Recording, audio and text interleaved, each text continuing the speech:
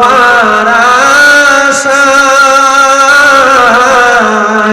মন ছুটে যায় মদিনা হায় তোমায় পাওয়ার আশায় মন ছুটে যায় মদিনা হায় এই সুর যদি শুনে থাকো একবার দেখা দাও না হে রাসূল তোমায় ভালোবাসি অন্তরে শুধু মুখে না জান্নাতের আশায় নয় হে রাসূল জাহান্নাম কেউ ডরি না ওয়া আসহাবিহি ওয়া আহলি বাইতিহি ওয়া আউলিয়ায়ে তরিকতিহি ওয়া উলামায়ে দ্বীন ওয়া মিল্লাতি ওয়া আহলি সুন্নতি ওয়াল জামাআতিহি আজমাইন।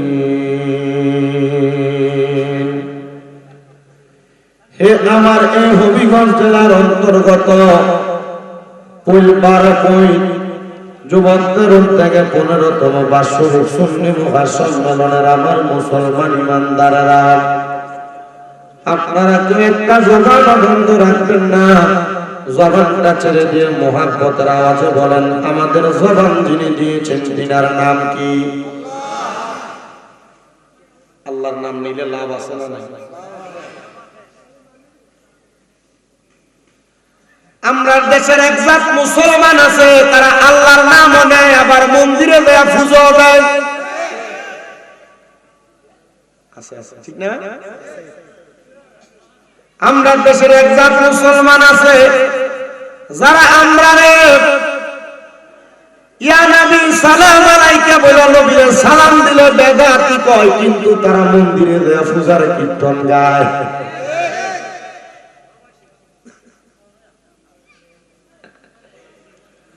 আমরা মাজারে সিন্নি করলে মাহফিলে সিন্নি করলে সিন্নিরে বেদাত কয়, কিন্তু পূজা মণ্ডপের প্রসাদে তারা বড় মজা কিরা কিরা খায়, আছে না নাই?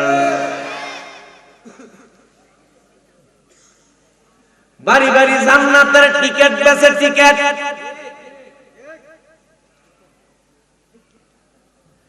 এ বন্ধু গভীর মনোযোগ দিয়ে শুনবেন বাবা আমার,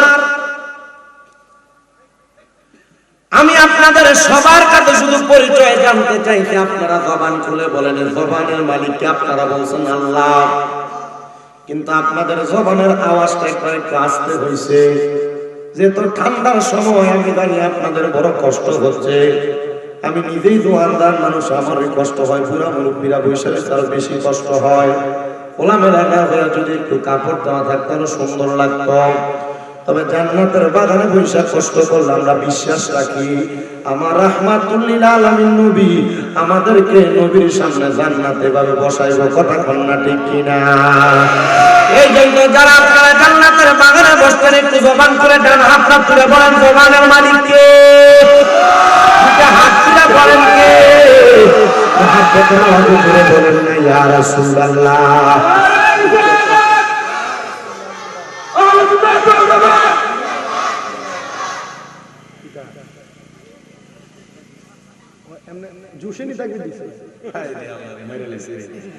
আমি তো ওয়াজ শুরু করছি, ওয়াজ শুরু করলে আমরা তো চাক দিয়ে দিতে থাকবে, বেশি মহব্বত ওয়াও সুন্নত দাঁড়িয়ে আছে এটা বাংলা বই না মিনা একটা শেষ দাও না। তাহলে জবানের মালিক আমার আল্লাহ, আল্লাহর দেওয়া জবান দিয়া মুহাব্বতের আওয়াজে যদি আমরা আল্লাহ তাআলার কালামে হাকিম কোরআনের তেলাওয়াত করে ধরে কোন লাভ আছে না নাই?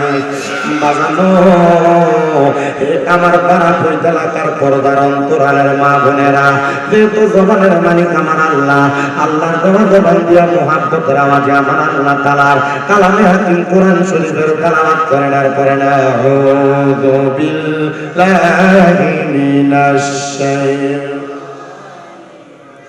বিবারাকাতি বিসমিল্লাহির রাহমানির রাহিম ওয়ালা তাকুনু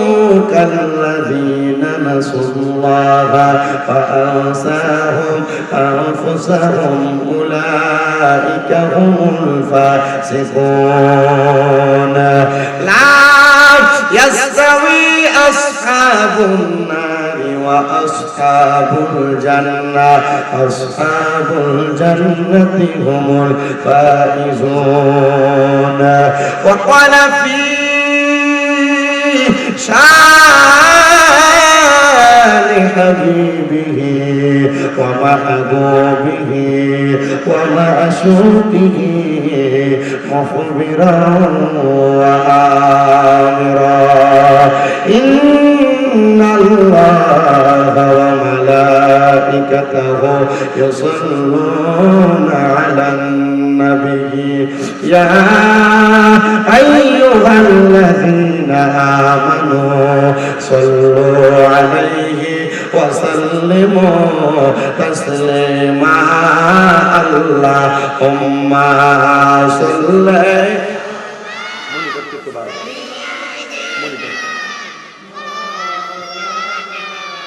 محمد وعلى آل سيدنا বলেন পাইলে নিরালাই গো নবী পাইলে নিরালাই বলেন পাইলে নিরা তোমার দুই চরণে চুমু খাবো দুই চরণে চরণে দলি মাখবো গায়ে পাইলে নিরালাই গো নবী পাইলে নিরালাই বলেন পাইলে নিরা আরে আমার নবী বহু দূরে আরে ইমানদার জানের কাছে হাইরে উম্মতেরা সালাম দিয়ে উম্মতেরা এই নবী শুতে পায় পাইলে নিরালাই গো নবী পাইলে নিরালাই বলেন পাইলে নিরা তোমার দুই কদমে চুমু খাবো দুই কদমে চরণে দলি মাখবো গায়ে পাইলে নিরালাই গো নবী পাইলে নিরালাই আইরে আমরা মৃত লাশ হইলে আইরে কেউ নিবে না আমরার কোলে হাইরে দয়া কইরা কোলে নিবেন দয়া কইরা কোলে নিবেন নবী মুস্তাফা পাইলে নিরা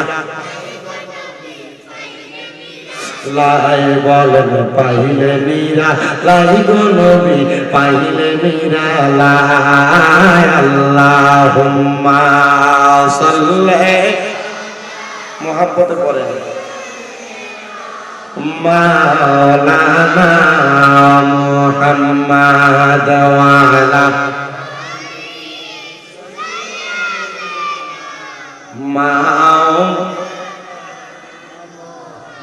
আমি আমারে পাড়া বইতে এলাকার ভাই বাবাদের কাছে জানতে চাই আপনারা বলেন আমার নবীর উপর দরুদ আদায় করতে লাভ আছে না নাই আমি যদি বলি কেমন লাভ আপনারা বলবেন হুজুর অনেক লাভ কিন্তু আমার মদিনার কামলিওয়ালা দয়াল নবী ডাক দিয়া বলে উম্মত আমার দুনিয়ার জমিনের মধ্যে আমি নবীর কোন উম্মত যদি আমি নবীর প্রতি একবার দরুদ আদায় করে আমার আল্লাহ তাআলা ওই নবীর উম্মতের নামের উপরে জান্নাতের মধ্যে একটা গাছ লাগায় দেয় জোরে কোন সুবহানাল্লাহ সাহাবায়ে কেরাম আমার নবীরে ডাক দিয়া কই ইয়া রাসূলুল্লাহ নবী গো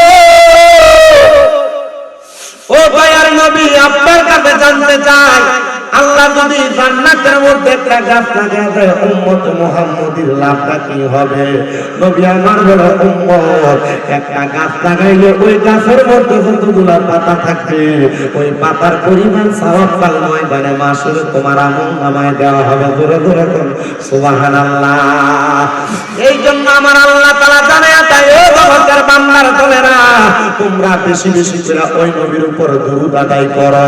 আমি আল্লাহ তাআলা আমার অসংখ্য ফেরেশতাদেরকে লইয়া আমার মদিনার কামলিওয়ালা নবীর উপর দরুদ আদায় করে আমার আল্লাহ ডাক দিয়া কয় বান্দারে ইয়া আইয়ুহাল্লাযীনা আমানু তোমরা যারা ঈমানদার সাল্লু আলাইহি ওই নবীর উপর দরুদ আদায় করো।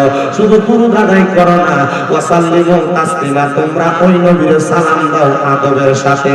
কিন্তু আমার ভাইয়েরা বাবারা বলতে বড় কষ্ট হয় আমাদের সমাজে ওই নবীর দাঁড়ায়া সালাম দিলে আমরা সুন্নিদেরকে অনেকে বলে ভণ্ড বেদাতি, কথা কন না ঠিক কিনা? ও বাবা আমরা যদি নবীর দাঁড়ায়া সালাম দেই আমরা ভণ্ড বেদাতি কয়।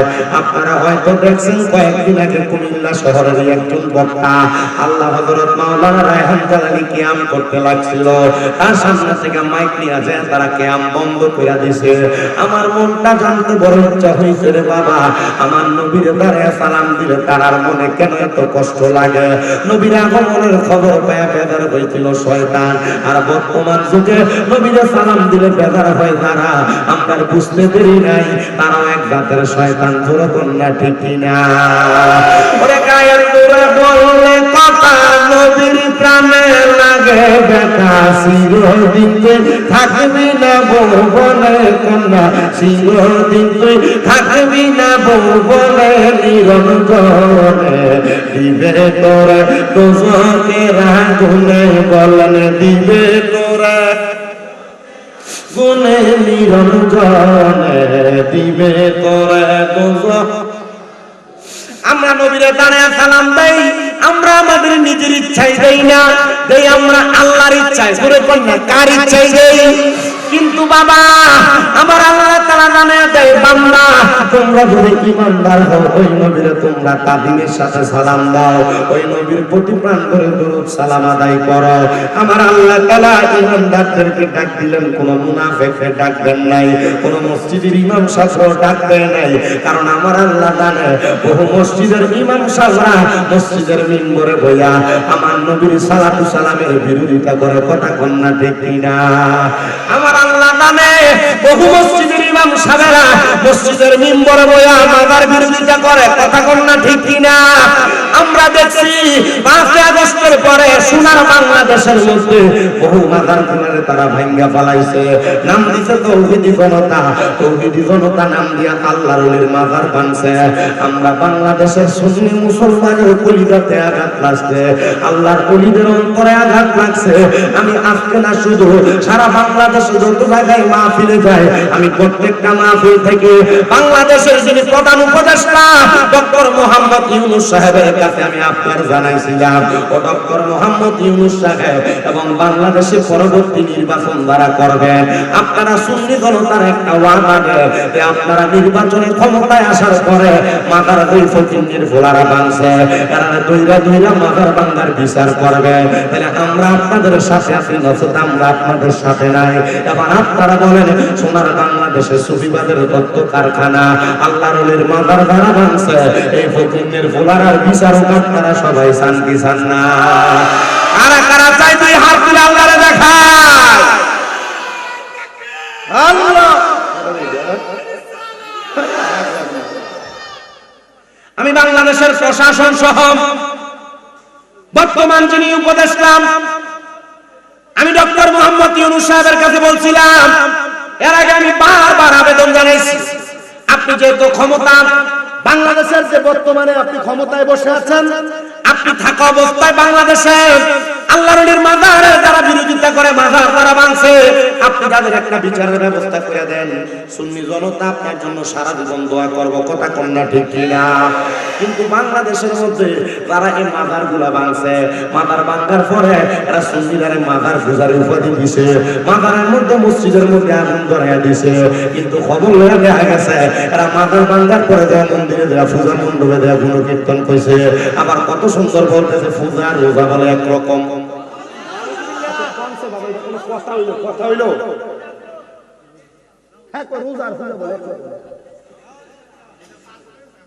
কি তো গেছে পাগল বলে গেছে। আচ্ছা পাগল না হইলে কোনো ভালো মানুষ কথা কইতে পারে?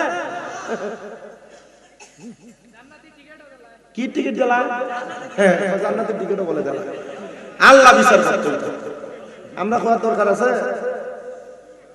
আমি আপনাদের সবার কাছে বলি, আল্লাহর ওলিরা আমাদেরকে ইসলাম শিখাইতেন, কথা কোন ঠিক কিনা? আমরার পরনে ধুতি ছিল, আমরার ধুতি খুললা লুঙ্গি পরাইতে সাহাবা আলী আমিনী, কথা কোন না? আমরা ইসলামী মুসলমান দাবি করতে পারতাম না, কারণ আমাদের পৈত্যাদারা ছিল বিধর্মী, আমাদের পৈত্যাদারার নামের আগে ছিল শ্রী, আমাদের পৈত্যাদার নামের পরে ছিল কৃষ্ণ, শাহজালাল শাহপরান এসে আমার নামের আগে মুহাম্মদ লাগাইছে। এই জন্য আমি তাদেরকে বলতে চাইছি, বাবাজিরা তোমরা যারা মাদার বিরোধী, আল্লাহর বিরোধী, তোমরা একটু কষ্ট করে আল্লাহর মাদারের বিরোধিতা না করে আল্লাহর মাদারে জিয়ারত করবা। দেখবে জিয়ারতের কারণে তোমার অন্তর পরিষ্কার হবে, কলব ঠান্ডা হবে। এবার আপনারা বলেন, আমরা সবাই অন্তর পরিষ্কার করাইতে চাই কি চাই না?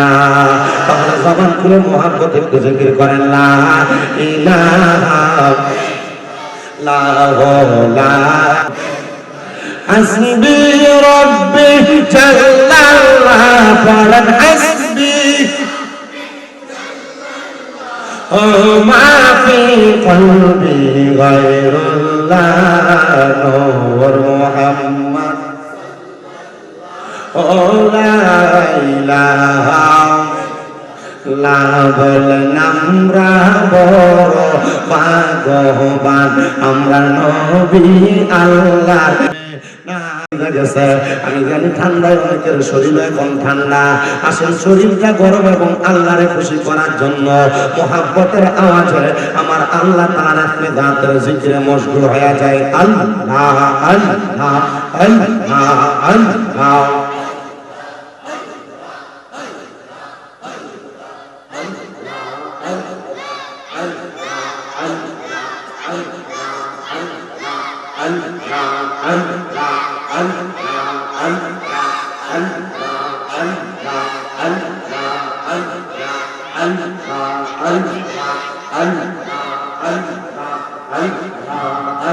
আমার দয়াল নবী বিনে ফোন বলতে কে ঘনাই দহব তাই মারহাবা।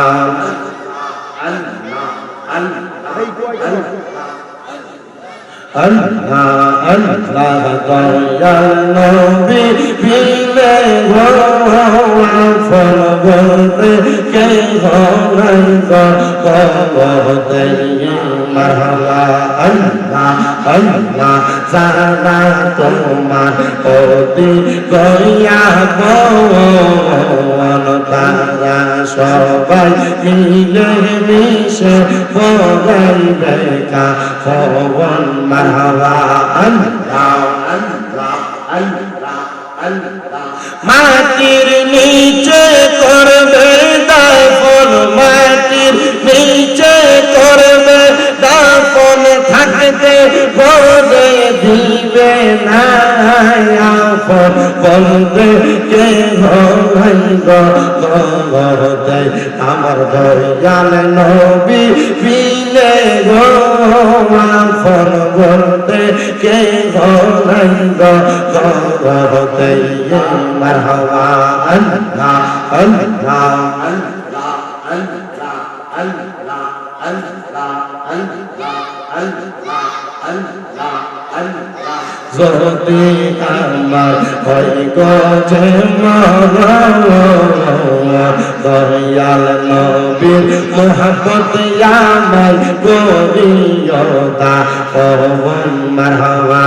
আল্লাহ আল্লাহ মোর কানে আসবে নবী, মোর কানে আসবে নবী, আমি উম্মত দেখিলে আমি মইরা গেলে মাটি দিও আমার মুর্শিদের দরবারে মারহাবা। আল্লাহ আল্লাহ মুর্শিদ চরণ অমূল্য দল, মুর্শিদ চরণ অমূল্য দল, ঘোষণা হয় কোরআনে আমি মইরা গেলে মাটি দিও আমার মুর্শিদের দরবারে। মাশাআল্লাহ আল্লাহ আল্লাহ আল্লাহ আল্লাহ আল্লাহ লা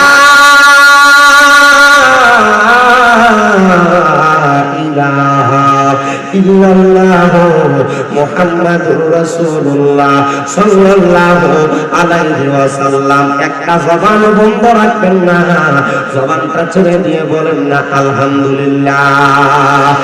বাংলো আমার পাড়া পয়তালাকার পর্দার অন্তরালের মা বোনেরা, আমি আমার ওয়াজে ঢোকার আগে আপনাদের কাছে আরেকটা কথার সাক্ষী নিতে চাই। আপনারা বলেন বাবা, আজকের মাহফিলে আমরা কি জান্নাত পাওয়ার জন্য আসছি না জাহান্নাম পাওয়ার জন্য? আপনারা যে জান্নাতে যাবেন, এ বাবা জান্নাতে যাওয়ার আগে জান্নাত কেমন আমাদের সবার জানার দরকার আছে না নাই?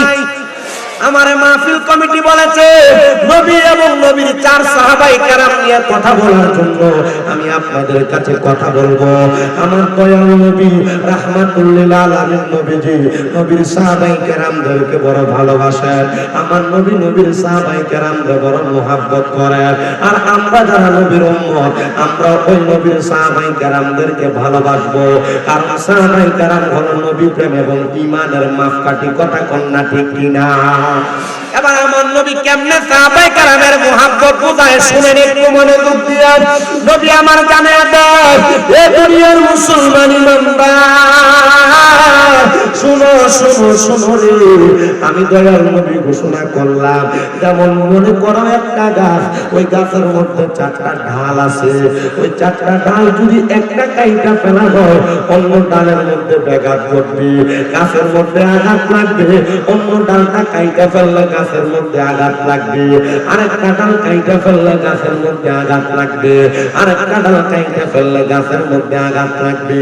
আমি দয়াল নবীর 4 জন সাহাবী, আমি নবী তাদেরকে আমি নবীজির গাছ মোবারকের একটা ডালের সাথে তুলনা করলাম।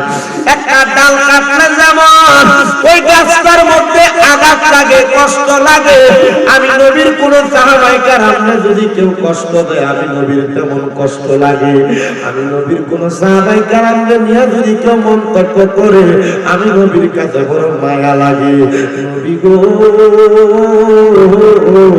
আপনি নবীর কাছে কেন মায়া লাগে আপনি বলেন না? আমার নবী কয়, এ সাহাবায়ে কেরাম শুনো, এ পর্দার অন্তরালের মা, আপনাদের সবার অন্তর আবু বকর সিদ্দিকের ভালোবাসা রাখবেন, আপনাদের সবার অন্তর ওমর ইবনে খাত্তাবের ভালোবাসা রাখবেন, আপনাদের সবার অন্তর ওসমান জিন নুরাইনের ভালোবাসা রাখবেন, আপনাদের সবার অন্তরের মধ্যে হযরত আলী ইবনে আবি তালিবের ভালোবাসা রাখবেন। কারণটা কি জানেন? কারণ এদের 7 জনের কাউরে কষ্ট দিলে আমার নবী কষ্ট পায়, তো নবীর যে কষ্ট দেয় ওই ব্যক্তি জান্নাতে যাইতে পারবে না। রহমতের নবী ডাক দিয়া কয়, আমি নবী যখন আমার হুজরা মোবারক থেকে আমি নবী যখন বের হইতাম, আমি দেখতাম আমার আবু বকর সিদ্দিক দাঁড়ানো, আমার হযরত ওমর ইবনে খাত্তাব দাঁড়ানো, আমার ওসমান জিন নুরাইন দাঁড়ানো, আমার হযরত আলী আমি নবীর জন্য দাঁড়ানো। আমি তাদেরকে প্রশ্ন করতাম, হে আমার সাহাবায়ে কেরাম, আপনারা কেন এত কষ্ট করে আমি নবীর জন্য দাঁড়ানো থাকেন? তারা জবাব দিত, ইয়া রাসূলুল্লাহ, আমরা যতক্ষণ পর্যন্ত আপনি নবীর চেহারা মোবারক না দেখতে পাই ততক্ষণ পর্যন্ত আমরা সাহাবায়ে কেরামের মনে শান্তি লাগে না। আজকের মাহফিলের যিনি সম্মানিত সভাপতি হিরামিয়া সাহেব, উনি নাকি গত 25 দিন আগে হজ করে আসছে, উমরা হজ। বাবা রে, ওনার কাছে একটু প্রশ্ন করেন, বলে নবীর বাড়িতে দেখতে আইছো কেমন লাগে? আরে আমার মদিনার নবী রওজা মোবারকের পাশে নবীর সাহাবায়ে কেরামের ঘর মোবারক গুলা ছিল একবারে কাছে কাছে, এরা দূরে যায় বাড়ি বানায় নাই রে। বর্তমানে নবীর সাহাবায়ে কেরামের বাড়িগুলো এখন মসজিদ হয়ে গেছে। একটা মসজিদের নাম মসজিদে আবু বকর, একটা মসজিদের নাম মসজিদে ওমর ইবনে খাত্তাব, একটা মসজিদের নাম মসজিদে ওসমান বিন নুরাইন, একটা মসজিদের নাম মসজিদে আলী ইবনে আবি তালিব, একটা মসজিদের নাম মসজিদে গামামা। নবীর রওজা মুবারকের পিছন দিয়ে বাদশা পাহাড় গেটের ডান দিক দিয়ে একটা মসজিদ, ওই মসজিদের নাম মসজিদে বুখারী। কোন বুখারী জানো? সেই ইমাম বুখারীর বুখারী শরীফে যতগুলো হাদিস লেখছে, উনি বলে একটা হাদিস লিপিবদ্ধ করার আগে আমি ইমাম বুখারী 2 রাকাত নফল নামাজ পড়তাম, আমি মুরাকাবা করতাম, আমার নবীরে প্রশ্ন করতাম, ইয়া রাসূলুল্লাহ এই হাদিসটা লেখবো কিনা? আমার নবী যে হাদিস লেখার কথা বলছে সেটা বুখারীতে লেখছি, নবী যে এটা নিষেধ করছে আমি সেটা বুখারীতে উঠাই নাই। তো তো নবীর সাহাবায়ে কেরাম বাইরে সামসাম ওই মাইকের বাড়ি এখানে লাগে নবীর সাহাবায়ে কেরাম আমার নবীরে বলি ইয়া রাসূলুল্লাহ নবী গো দয়ার নবী রাহমাতুল লিল আলামিন নবী যতক্ষণ আপনি নবী না দেখে আমাদের ভালো লাগে না এই জন্য আপনি নবীর জন্য আমি আবু বকর সিদ্দিক আমি ওমর ইবনে খাত্তাব আমি উসমান বিন নুরাইন আমি আলী ইবনে আবি তালিব আপনি নবীর হুজরা মুবারকের সামনে দাঁড়ায়া থাকি আমার নবী কই আল্লাহ আপনি আমার সাহাবায়ে কেরামদেরকে কবুল করে নেন তার চাইতে মজার বিষয় হইল এই সাহাবীদের মধ্যে দুইজন সাহাবী আমার নবীর নিজের আপন শ্বশুর দুইজন সাহাবী আমার নবীর মাইয়ার জামাই জোরে কোন মারহাবা আবু বকর সিদ্দিক রাদিয়াল্লাহু তাআলা আনহুর কন্যা মায়েশারে আমার নবী বিবাহ করেছেন মারহাবা কোন হযরত ওমর রাদিয়াল্লাহু তাআলা আনহুর মেয়েরও আমার নবী বিবাহ করেছেন এই খাতিরে আবু বকর সিদ্দিক আর ওমর ফারুক আমার নবীর শ্বশুর ওসমান বিন নুরাইন আমার নবীর দুইটা কন্যারে বিয়ে করছে উনি আমার নবীর মেয়ের জামাতা আর হযরত আলী তো মা ফাতেমার বিবাহ করছে এজন্য তিনিও আমার নবীর জামাতা নবীজির কোনোদিন তারা বিয়ের জামাই বলে জানে নাই নবীজির তারা কোনদিন শ্বশুর বলে জানে নাই তারা বলছে আপনি নবী রাহমাতুল লিল আলামিন আপনি নবীরে আমরা চাই আপনি নবী আমরা ভালোবাসি আপনি আমাদের শ্বশুর না আপনি আমাদের মেয়ের জামাতাও না আমরা জানি আপনি নবী রাহমাতুল লিল আলামিন একবার আমার নবীজির মসজিদে নববীর সামনে একটা গাছ আছে যেটা রিয়াজুল জান্নার মাঝখানে যে গাছটার নাম হলো উস্তুনে আহাদা উস্তুনে আমি গত বছর যাই আসছি মদিনা শরীফ আল্লাহর কসম করে বলি আপনারা যারা এখনো যাইতে পারেন নাই আপনারা চিন্তা করতেছেন আমি যদি মক্কা মদিনা যাই টেহা পাবো অনেক খোলাপান এরা জায়গা জমি বেচা বাপ্পারে হজে পাঠাইতেছে না চিন্তা করে জায়গা জমি বেচা যদি বাপ্পারে হজে পাঠাই তাহলে আমি থাকবো কই আমার বাঘে একটু কম পড়বো তুমি ব্যাক করো তুমি বুঝো না কেন বুঝো না আরে বেটা তুমি যদি 2 লাখ টাকার 100 জায়গা বেচা বাপ্পারে হজে পাঠাও তোমার বাপ মা হজে যায় যদি মক্কার কাবা ঘরটা ধরে দোয়া করে আল্লাহ আমার পুতে সম্পদের চিন্তা করছে না আমার হজে পাঠিয়ে দিছে জমিটা বেচা আল্লাহ তুমি আমার সন্তানদের তুমি সম্পদ দিও আচ্ছা আপনারা কোন তো আল্লাহর কাবা ঘরে মা বাবার মতো লোক যদি দোয়া করে আল্লাহ যে সম্পদ বেচে হজে পাঠাইছেন তার চাইতে ডাবল ডাবল অধিক পরিমাণ সম্পদ আপনাদেরকে দিতে পারে কি পারে না এজন্য পর্দার অনেক মা আমি দেখছি এখানে অনেক মহিলারা আছে আমি আমার মাদেরকে বলবো আম্মা আপনার জামাই প্রতিবার বিদেশ থেকে আসার সময় মিনিমাম একটা স্বর্ণের সেট মিনিমাম দুইটা কানের দুল মিনিমাম স্বর্ণের যে কোন একটা কিছু আপনার লেগে আনে বর্তমান বাজার মূল্য এক ভরি স্বর্ণের দাম 2,17,000 টাকা আম্মা হজে যাইতে 1.5 লাখ টাকা লাগে গো স্বর্ণ যদি থাকে বিক্রি করে মক্কা মদিনা যান আল্লাহর কসম করে কই জীবনের স্বাদ কি শান্তি কি মজা কি মক্কা মদিনা গেলে পাওয়া যায় আমি মদিনা শরীফে যতদিন পর্যন্ত ছিলাম আমি নবীজির রওজার প্রত্যেক ওয়াক্ত নামাজের পরে নবীজির রওজার দিকে তাকিয়ে তাকিয়ে সালাম দিছি আর মুনাজাতে আমি 3টা দোয়া করছি কয়টা 3টা দোয়া করছি এক নাম্বার দোয়া করছি আল্লাহ আপনার হাবিবের রওজার সামনে আসছি এত অল্প বয়সে আমি মদিনার রওজার সামনে আসব আমি বুঝতে পারি না আমি অযোগ্য ইয়া রাসূলুল্লাহ আপনি আমারে কবুল করেন 2 নাম্বার কইছি আল্লাহর হাবিব আমি আমার মা বাপরে লইয়া আপনার রওজা মুবারকে আইতাম আমার একটা আশা আপনি আশাটা পূরণ কইরেন 3 নাম্বার দোয়া করছি ইয়া রাসূলুল্লাহ বাংলাদেশে যখন ওয়াজ মাহফিলে যাই এই মানুষগুলার লইয়া আপনি নবীর দুরূদ পড়ি সালাম দেই নবী গো আপনি দুনিয়াতে এখনো পর্যন্ত যারা আপনি নবীর রওজাতে আসে নাই তারা মরণের আগে একবার আপনার রওজা মুবারক দেখাই আল্লাহর কসম করে বলি আমি এই দোয়াটা কাবা ঘর ধরে ধরে করছি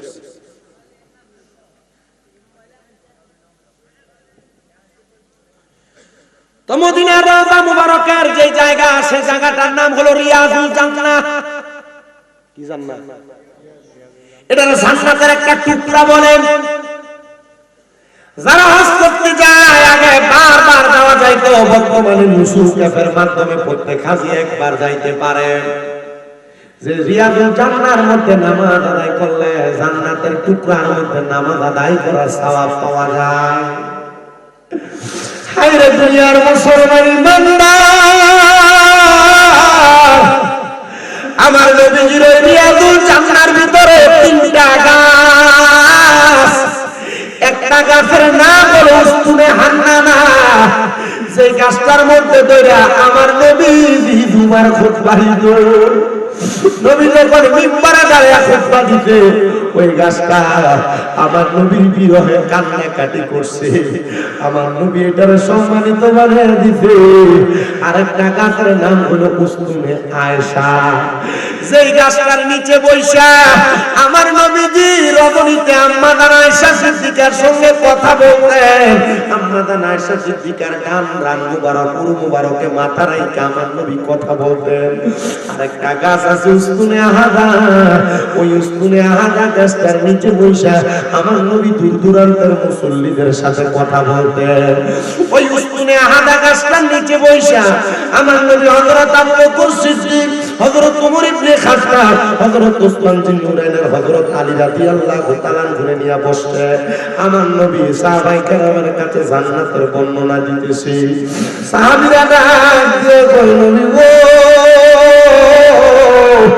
ইয়া রাসূলুল্লাহ, নবী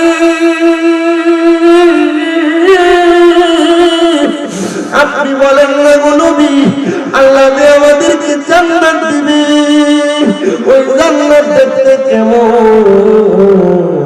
আমার নবী বলে সাহাবায়ে কেরাম আমার আল্লাহ তাআলা জান্নাত বড় সুন্দর করে বানাইছে। নবী কেমনে গো? দুনিয়ার বিল্ডিং বানাইতে ইটায় মশলাপাতি দিয়া সুন্দর করে জান দুনিয়ার ঘর বিল্ডিংটা বানায়।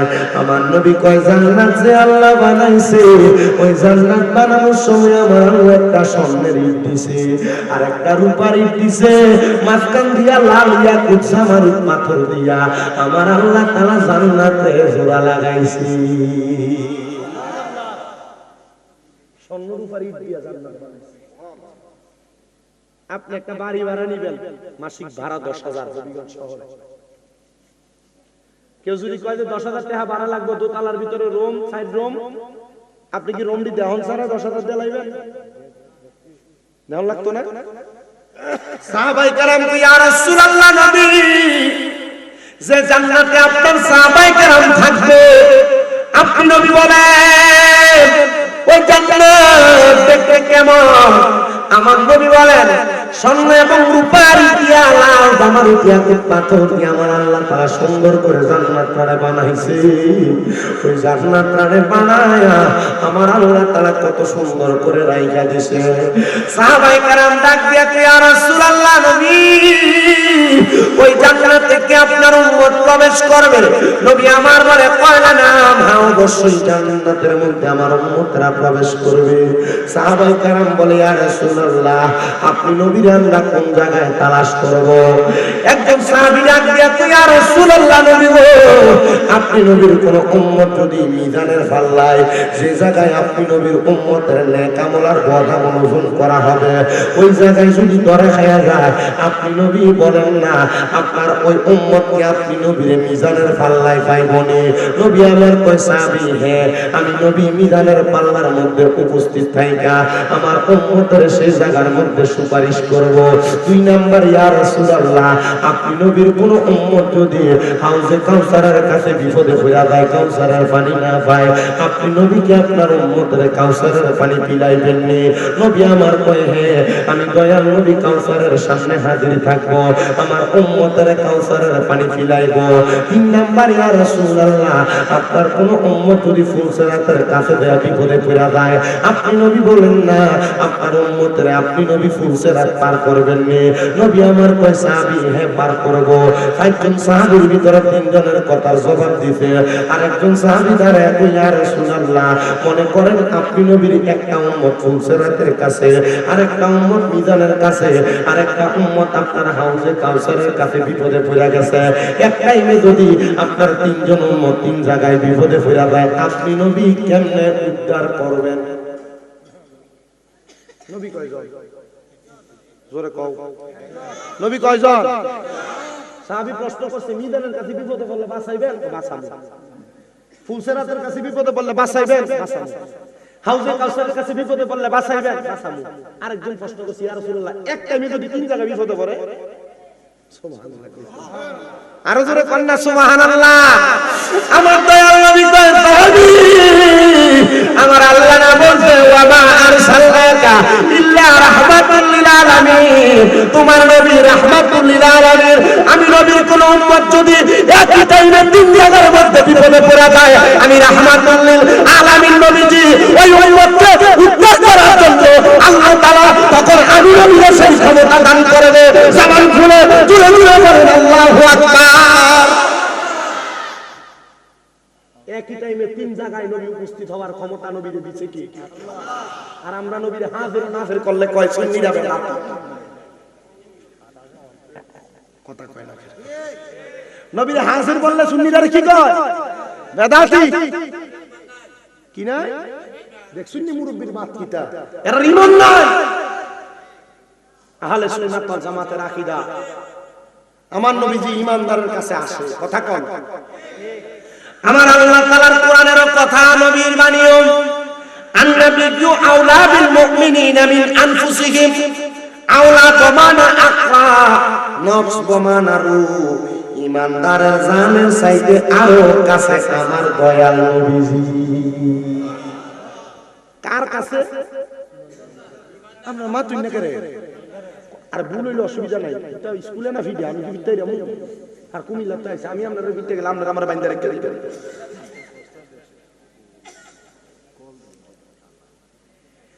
নবী ইমানদারের জানের চাইতার নিকটে, এজন্য আশিক লিখতেছে আমার দয়াল নবীজি, আমার মায়ার নবীজি, আমায় একটু দিদার দিতে হয়ে যাচ্ছে।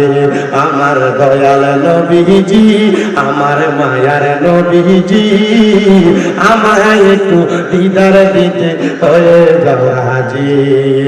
কে যাও তুমি মদিনাতে অনুকার মাঝি, কে যাও তুমি মদিনাতে অনুকার মাঝে, যার কাছে যাইবা আমি তাহার খোঁজে। আমার দয়াল নবীজি, আমার মায়ার নবীজি, আমায় একটু দিদার দিতে হয়ে যাওয়া যে, আমায় একটু দিদার দিতে হয়ে যাওয়া যে। একটা জবান বন্ধ রাখবেন না, জবান খুলে জোরে জোরে বলি ইয়া রাসূলুল্লাহ। সাহাবীরা একটা ডাক দিয়ে ইয়া রাসূলুল্লাহ নবী গো। তাহলে আপনি নবীজি উম্মতকে বাঁচানোর জন্য সব জায়গার মধ্যে হাজির থাকবেন। নবীর সাহাবায়ে কেরাম মেনে নিলেন।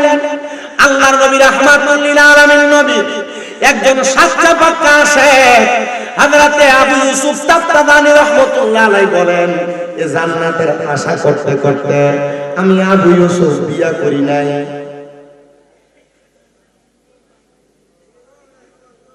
জান্নাতের আশা করতে করতে শাহজালাল ইয়ামিনী বিয়ে করছিল না, জীবনী পড়ে বিয়েই করে নাই। হযরত হাসান বসরি বিয়ে করছিলেন, রাবিয়া বসরি বিয়ে করছিলেন না। রাবিয়া বসরি জিজ্ঞেসে আপনি বিয়ে করেন না কেন?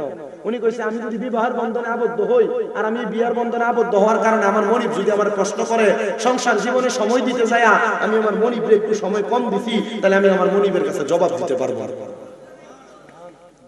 মহিলা মা বোন যারা আপনারা কামের অজুহাত দিয়ে নামাজ পড়েন না, কবরে সাবিরান ফিরে গেলেন।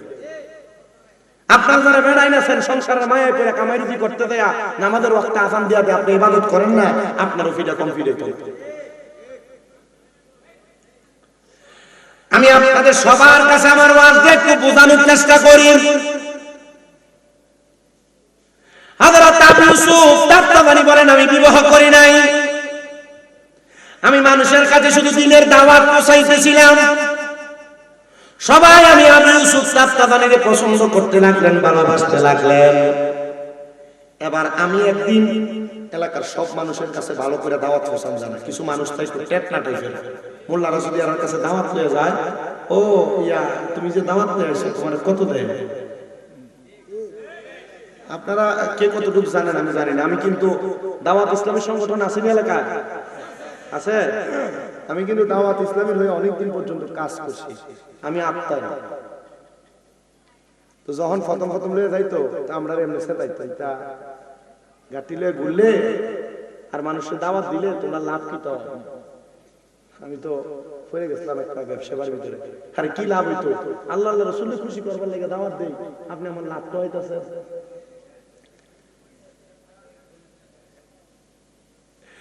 এলাকার মধ্যে এমন অনেক মানুষ থাকে যাদের কাছে এমন দাওয়াত দিয়ে গেলে শুনতে মন চায় না, তার কাছে ভালো লাগে না, আছে না নাই? হযরত আবু ইউসুফ সাফতাবানী বলেন, আমি একবার আমার এলাকার কয়েকজন মানুষের কাছে দাওয়াত দিয়ে গেলাম। দাওয়াত দিয়ে যাওয়ার পরে এলাকার মানুষগুলা আমি ইউসুফ সাফতাবানীর কাছে ডাক দিয়া কই, আবু ইউসুফ সাফতাবানী, তুমি যে দাওয়াত নিয়ে আইলা, তুমি আমার কাছে বলো না, তুমি তো এখন পর্যন্ত তোমার উপর বিবাহ করা ফরজ হয়ে গেছে, তুমি বিয়েই করছো না, তো তুমি কেমনে আমার ইবাদতের দাওয়াত দাও, জান্নাতের দাওয়াত দাও? আবু ইউসুফ সাফতাবানী কয়, ও মানুষ, তোমরা আমার বিবাহের কথা বলে আটকানোর চেষ্টা করছো, না রে না, আটকাইতে পারবা না, পারবা না। বলে তাহলে জবাব দাও, কেন তুমি বিবাহ করো না? আবু ইউসুফ সাফতাবানী কয়, ও জগতের মানুষ, আমার এই প্রশ্নের জবাব তোমরা আগামী কালকে আসরের পরে মাগরিবের আগে পাইবা। মারহাবা কও।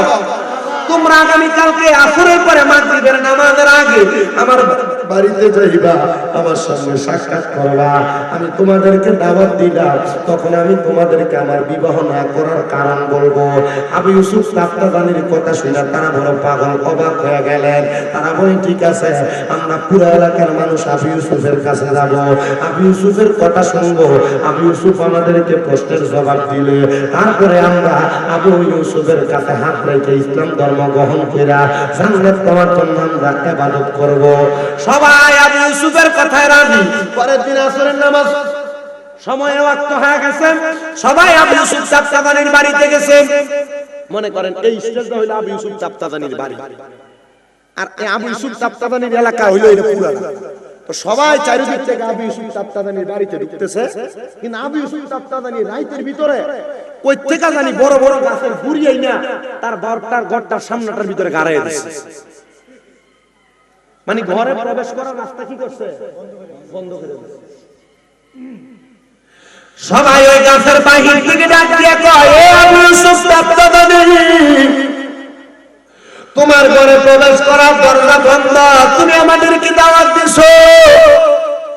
আবু ইউসুফ সাফতাবানী কয়, তোমরা না তোমাদের প্রশ্নের জবাব চাইছো, যদি প্রশ্নের জবাব পাইতে চাও তাইলে তোমরা এই বাধাটা ডিঙ্গিয়ে আমার কাছে আসো। সবাই কয়, চলো রে, আবু ইউসুফ আমাদের সাথে চালাকি করতেছে, তাড়াতাড়ি যে একটা কুড়াল আনো আর একটা গাছ কাটার জন্য করাত নিয়ে আসো। তারা কুড়াল এবং করাতাই না আবু ইউসুফ সাফতাবানীর বাড়ির সামনে ওই গাছের গুড়িগুলা কাটতে লাগলেন। কাইটা আবু ইউসুফ সাফতাবানীর ঘরে প্রবেশ করবে এমন টাইমে দিতে মাগরিবের আযান। তারা ডাক দিয়ে কয়, আবু ইউসুফ সাফতাবানী রে, আমাদের প্রশ্নের জবাব দাও। আবু ইউসুফ জিগা, তোমরা আমি কোন সময় দাওয়াত দিছিলাম? আসরের পরে মাগরিবের আগে। এখন কোন ওয়াক্ত? মাগরিবের আযান দিছে, মাগরিবের ওয়াক্ত। কো যাও, আগামী কালকে আসো, তারপর জবাব পাইবা। এরা কয়, আবু ইউসুফের কাছ থেকে আমরা জবাব নিয়েই ছাড়বো। এরা পরের দিন সবাই আসার সময় দাওয়ার কুড়ালার কাটার জন্য যন্ত্র নিয়ে আসছে। এরা আইসা দেখে আবু ইউসুফ সাফতাবানীর বাড়ির সামনে আগের দিন একটা একটা করে গাছের গুড়ি লাগাইছে, পরের দিন আবু ইউসুফ সাফতাবানী ডাবল ডাবল করে বেড়া লাগাইছে। এরা ওই দিনও বেড়া কাটতে কাটতে মাগরিবের ওয়াক্ত হয়ে গেছে। আবু ইউসুফ সাফতাবানী রে, তুমি বলো, তুমি বলো, তুমি কি আমাদেরকে প্রশ্নের জবাব দিবা না? বলে, দিব তো। তোমাদেরকে আমার ঘরে দাওয়াত দিয়েছি, তোমরা আমার ঘরে প্রবেশ করো, তারপর আমি তোমাদের প্রশ্নের জবাব দিব। তারা বলে, পরের দিনও গাছের গুড়ি কাটতে কাটতে মাগরিবের ওয়াক্ত হয়ে গেছে, আমরা পরের দিনও যাইতে পারি নাই। আবু ইউসুফ আমাদেরকে তৃতীয় দিন আসতে বললেন, আমরা রাজি হয়ে গেলাম। তৃতীয় দিন সবাই কুঠারি নিয়ে হাতের মধ্যে আমরা করাত নিয়ে আবু ইউসুফের বাড়ির দিকে আসছি। পরের দিন যায় দেখি আবু ইউসুফের বাড়ির সামনে কোনো বেড়া নাই, আবু ইউসুফের বাড়ির সামনে একবারে খালি, দরজাটা খোলা। আবু ইউসুফ নামাজের মুসল্লায় বসা। আবু ইউসুফ যখন নামাজের মুসল্লাতে বসা। আমি জিগাইলাম আবু ইউসুফ তুমি যে আজকে কোনো বেড়া দাও নাই, ডাক দিয়া কই ও এলাকার মানুষ তোমরা আমার কাছে কেন আসছো? বলে জানতে তুমি কেন বিবাহ করো না, আমাদেরকে জান্নাতের দাওয়াত দাও। বিবাহ করার কারণে তো একটা মানুষের দিন অর্ধেক পরিপূর্ণ হয়ে যায়, তো তুমি বিবাহ না কইরা আমাদেরকে কেন জান্নাতের দাওয়াত দাও? এই জবাবটা দাও। আবু ইউসুফ এই জবাবটা পাওয়ার জন্য তোমরা আজকে কয়দিন আমার দরবারে আসা? বলে 3 দিন। বলে এই 3 দিন যদি তোমরা আমার কাছে না এসে আমার মাওলার ইবাদত করতা, আমার কষ্টের জবাব তোমরা মুরাকাবার মাধ্যমে যাইতে পারতা, কিন্তু তোমরা মাওলার ইবাদত করো নাই, গাছ কাটতে কাটতে 2 দিন সময় কাটাইয়া দিছ। এই জন্য আমি আবু ইউসুফের কাছে তোমরা 3য় দিন এসে পৌঁছাইছ। আমি আবু ইউসুফ এই জন্য বিবাহ করি না, বিবাহ করার কারণে সংসার জীবনে সময় দেওয়া লাগবে, আমি আমার মনিবের ইবাদত করে পরিপূর্ণ হইতে পারবো না। এই জন্য আমি আবু ইউসুফ বিবাহ না কইরা আমার মনিবের কাছে ইবাদত করতে করতে আমার সময়টা কাটিয়ে দেই। সময়টা কাটিয়ে দেওয়ার কারণে আমার বিশ্বাস আমি আবু ইউসুফ ইন্তেকাল করার পরে জান্নাত পাবো। সবাই জোরে জোরে কোন সুবহানাল্লাহ। হে রাসূল তোমায় ভালোবাসি অন্তরে শুধু মুখে না, জান্নাতের আশায় নয় হে রাসূল, জাহান্নামকে ডরি না। কষ্ট হয় আপনাদের? আমরা যদি কোন না আমি বিশ্বাস করি না। এই পাশে পুকুর না, এটাও পুকুর। আপনারা দরকার ছিল যে ভাইডি দিয়ে কাপড় দাও, আজকে কুয়াশা এটা দেখা যায়, তো আমি চেষ্টা করতেছি। আমার একটু সামনে না করলে কি হবে? গাড়ি সরে আইতে গাড়ি বয়ে থাকতে থাকতে জোয়ান বয়সে বুড়ো হয়ে গেছি।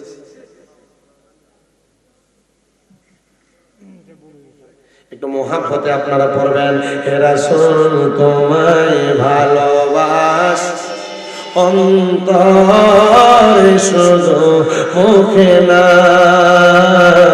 জান্নাতের আশায় নয় হে রাসূল, জাহান্নামকে ডরি না।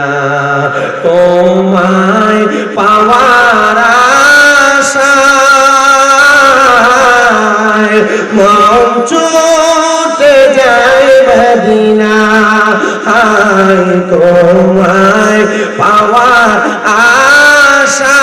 আশায় মন ছুটে যায় মদিনা, হায় এই সুর যদি শুনে থাকো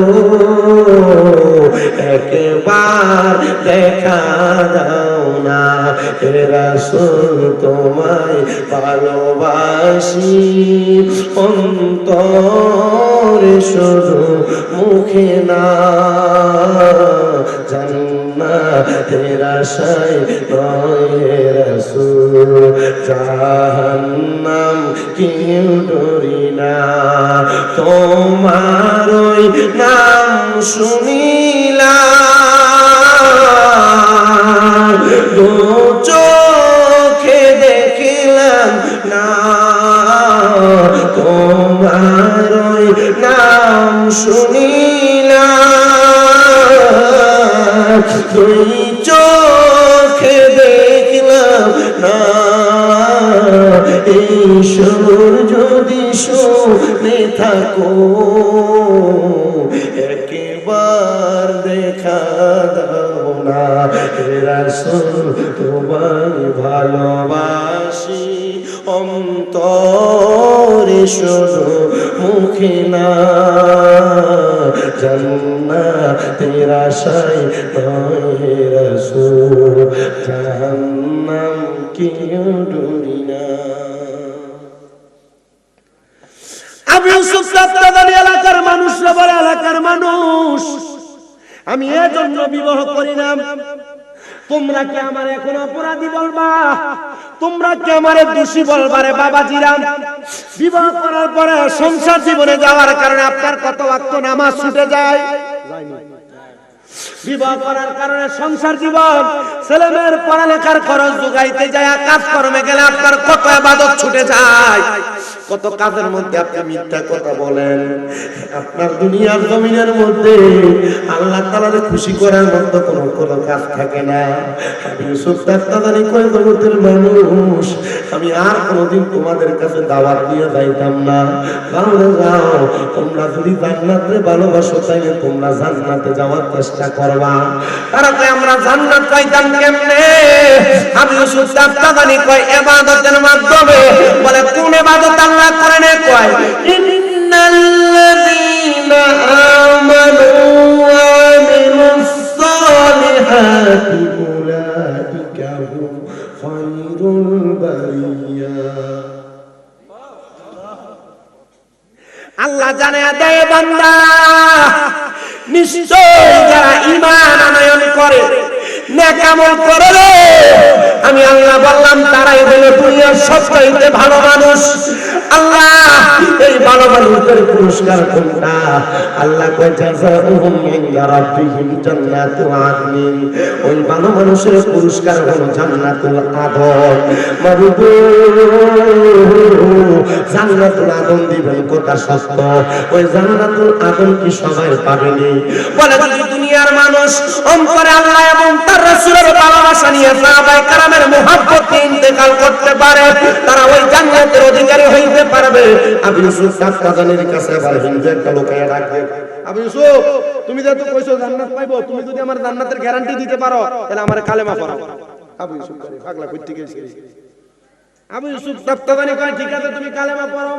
বলে তাইলে আগে জান্নাতের গ্যারান্টিটা তুমি আমার একটা কাগজে লেখা দাও। ওই লিখে দিত, কাগজে জান্নাতের গ্যারান্টি লিখে দিত।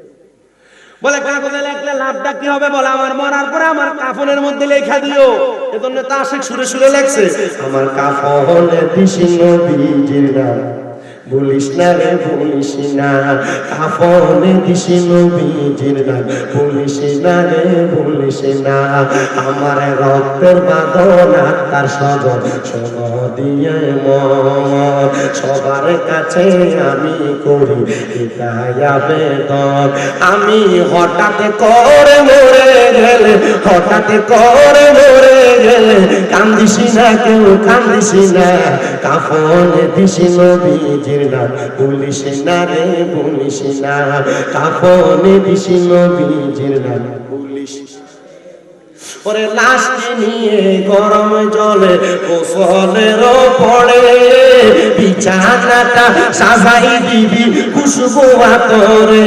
বলেন বিছানাটা সাজাই দিবি খুশবু আতরে, দিবি তুলে নবীর কুলে, দিবি তুলে নবীর কুলে, কান্না বিলাপ করিস না, কাফনে দিস নবীজির নাম, বলিস না রে বলিস না, কাফনে দিস নবীজির নাম, বলিস না রে বলিস না।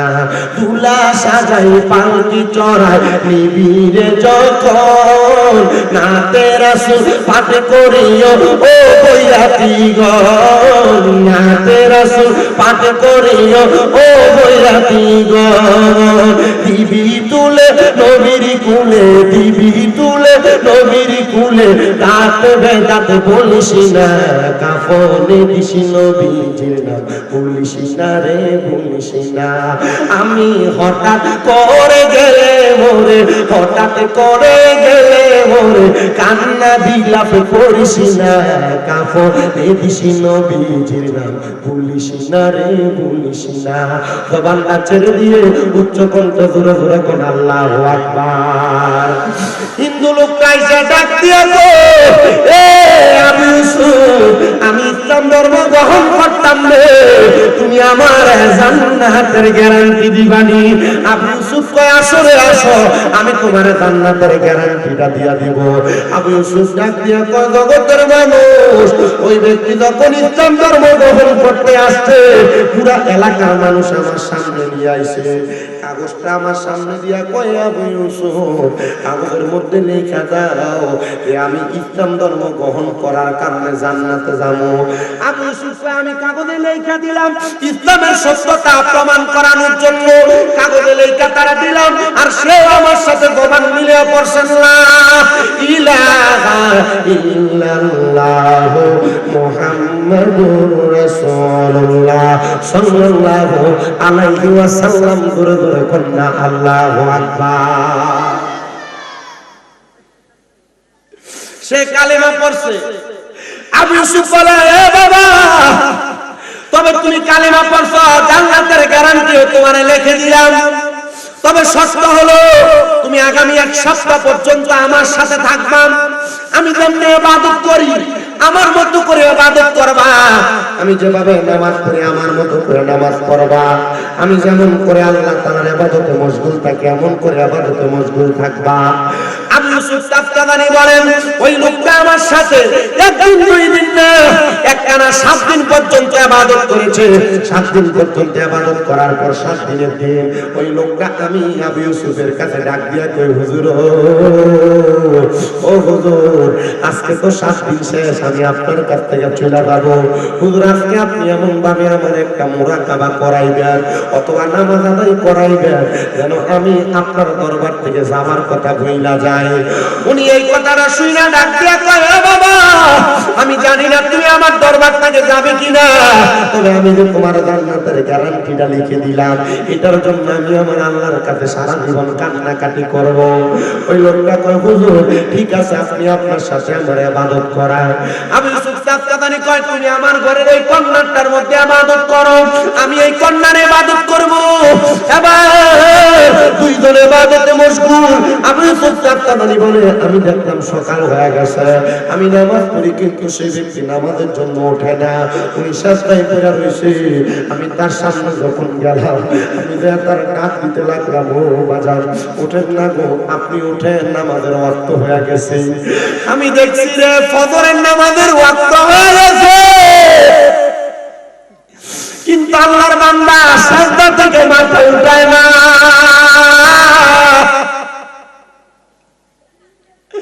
আমি চিন্তা করতে লাগলাম, সে যে মারা গেল, তার ইন্তেকাল নামাজের মুসল্লাতে হয়েছে। ও আল্লাহ, এর পইলে বারাতের যুবকেরা 15তম সুন্নি মুখা সম্মেলন সাজাইছে। ওই ব্যক্তি 7 দিন আগে ইসলাম ধর্ম গ্রহণ করছে, নামাজের সাজদাতে মারা গেছে। আমার নবীরা বলছে, নামাজরত অবস্থায় কেউ যদি মরে, তার মরণটা শহীদের মরণ হয়ে যায়। আল্লাহ, আমরা যে সুন্নি মাহফিল করি, আমরা যে আল্লাহ তোমার জিকির করি, নবীর দুরূদ পড়ি, আমরা যে পীর আউলিয়ার সম্মান গাই, গুণকীর্তন করি, আল্লাহ তুমি বলো না আমরা মরণটা নামাজের মুসল্লায় ওই বলি। কত মানুষ ঘুমে মইরা থাকে, কত মানুষ অ্যাক্সিডেন্টে মারা যায়, কত মানুষ স্ট্রোক করে মারা যায়, কত মানুষ হাত অ্যাটাক করে মারা যায়। ও আল্লাহ বলো না আমরার মরণ রমজান মাসের জুমার দিনে ইফতার সামনে লইয়া হইবনি। দাড়ি পাতা মুরব্বি বাবা, দাড়িগুলো পাইতে গেছে রে। এ পদ্মার অন্তরালের মা,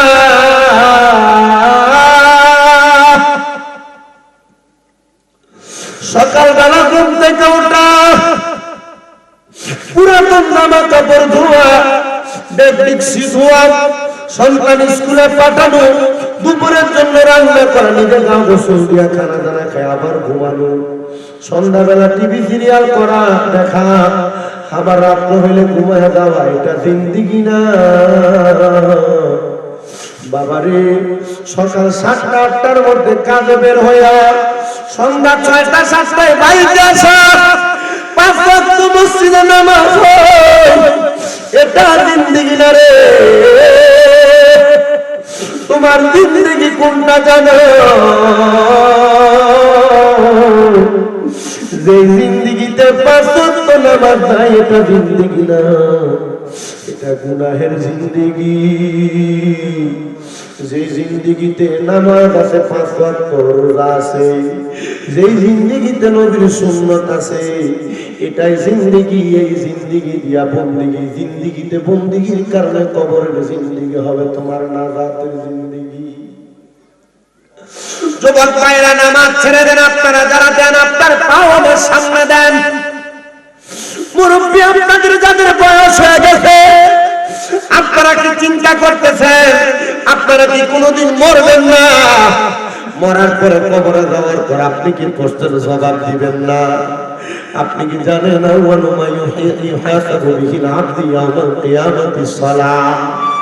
আল্লাহ তাআলা কাল ময়দানে মাশরে কিয়ামতে সর্বপ্রথম মানুষের নামাজের হিসাব নেবেন, আমাদের হিসাব। আপনারা যারা এগুলা ছেড়ে দিচ্ছে আল্লাহর কাছে কি জবাব দেওয়া লাগবে না? যেই নবী আমাদের কথা বলে দিয়ে গেছেন, যেই নবী রোজার কথা বলে দিয়ে গেছেন, এই কপালটাতে সেজদা করার কোনো চিহ্ন আপনার নাই। নামাজ আদায় করেন সেজদার মাধ্যমে, যে আল্লাহ তাআলার নৈকট্য অর্জন করেন না। কবরে আপনার তিনটা প্রশ্ন করা হবে, মান রাব্বুকা ওয়া মান দীনুকা। দুইটা প্রশ্নের জবাব আপনি সুন্দর দিবেন, কিন্তু রহমতের নবী আপনার সামনে দাঁড় করানো হবে, বলা হবে ওয়া মান হাযার রাসূল। এই ব্যক্তির তুমি চিনো কিনা? তুমি নামাজ না পড়ার কারণে তোমার চেহারা বলে বলে তুমি বেনামাজি।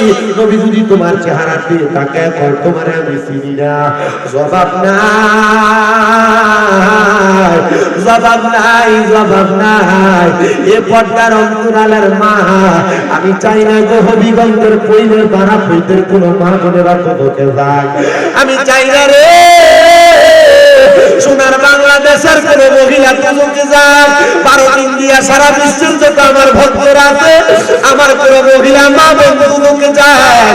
এ আমার দাড়ি পাকা মুরব্বী আব্বাজি, আমি চাই না আমার কোন মুরব্বী বাবা তোমাকে যাক। এ আমার যুবক ভাই, আমি চাই না তোমরা কেউ দুজকের আগুনে জ্বলো। আমি চাই না রে, চাই না কোন ছোট বাচ্চা দুজকের আগুনে জ্বলো।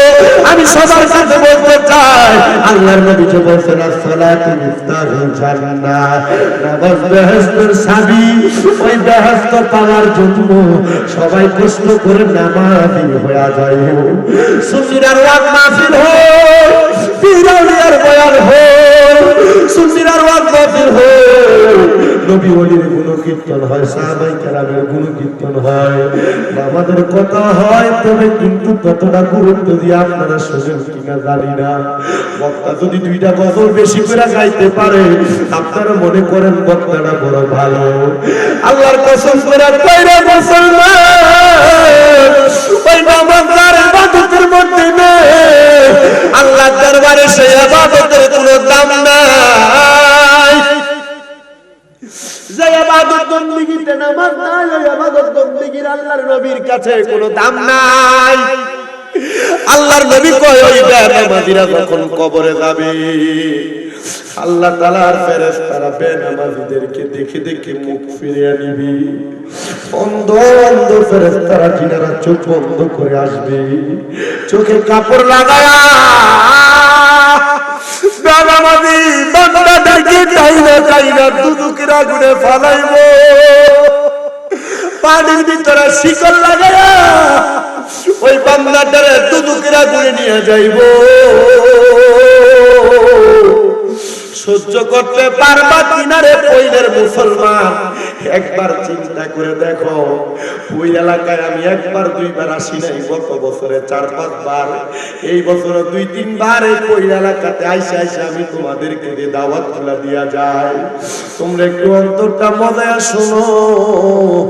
মা ফজর নামাজ পড়ার জন্য উঠলে পানিটা ঠান্ডা লাগে মা, কিন্তু জানো ফজরের বাতাস সেই মানুষটার গায়ে লাগে, আমার নবী কয় সেটা পাক্কা মুমিন। নবী আমার কয় ফজরের বাতাস কোন মুনাফিকের গায়ে লাগে না।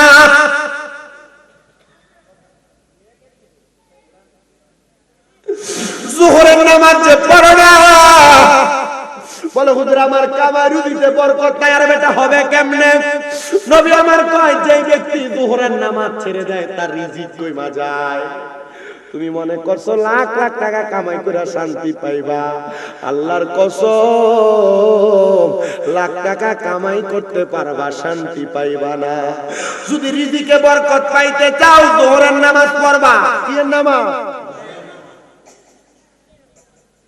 বলে হুজুর শরীর দেখতে বড় সুঠাম কিন্তু শক্তি পাই না।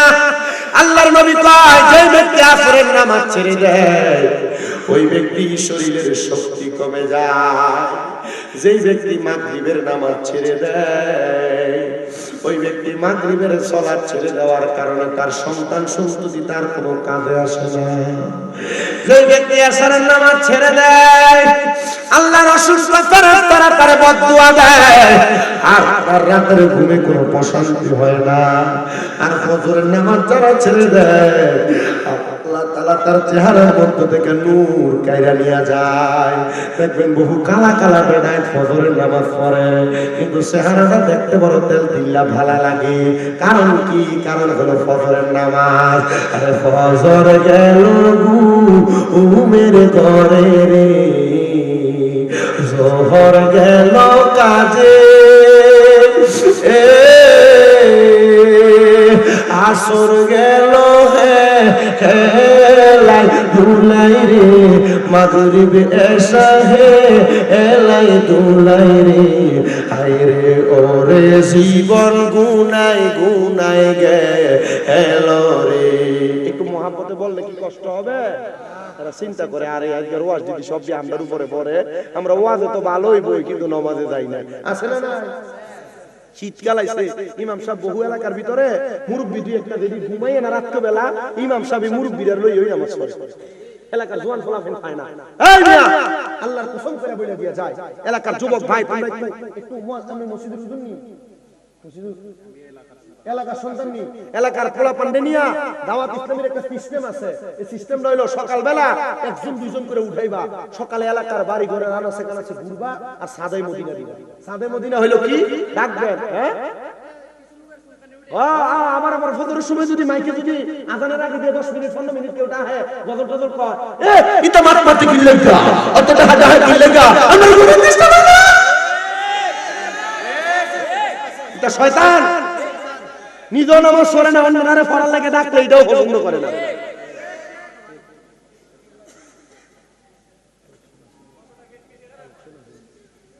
আপনার কি কষ্ট হইতেছে বাবা? আসি নিয়ে যাত মানুষ।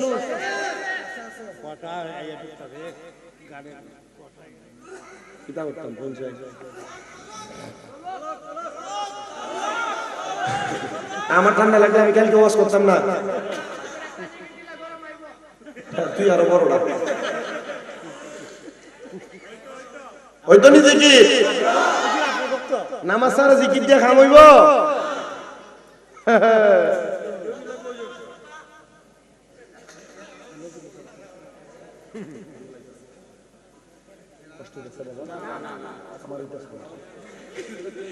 আমি আপনাদেরকে এই জন্য যে কথা বলতেছিলাম আপনার একটু মহাব্বতে কতটা গাওয়া লাগবে, পারবেন ইনশাআল্লাহ?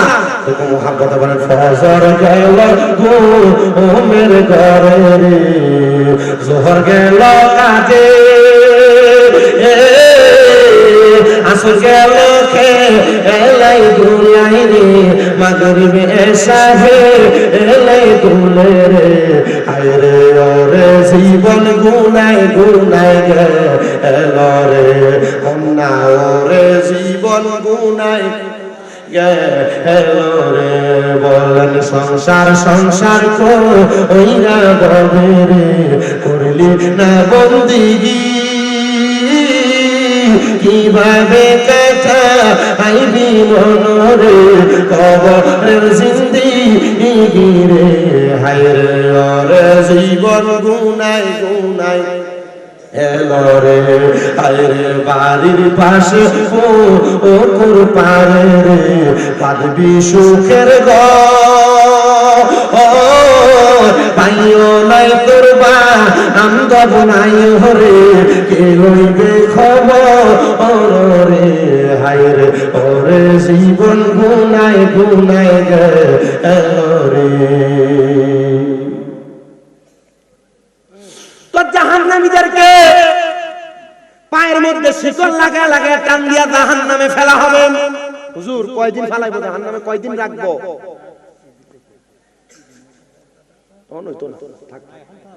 জাহান্নামীদেরকে কয়দিন রাখবো আল্লাহর নবী কয়, এ দুনিয়ার মুসলমান, এ মা বোনেরা আপনারা মনোযোগ দিয়ে শুনেন গো আম্মু, জাহান্নামীদেরকে আমার আল্লাহ তাআলা সর্বনিম্ন 3000 বছর আগুনে জ্বালাইবো। 3000 বছর।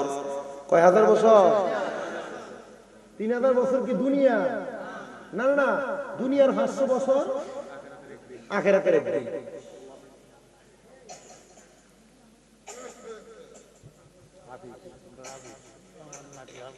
আল্লাহ গিরত এ দুনিয়ার মুসলমান,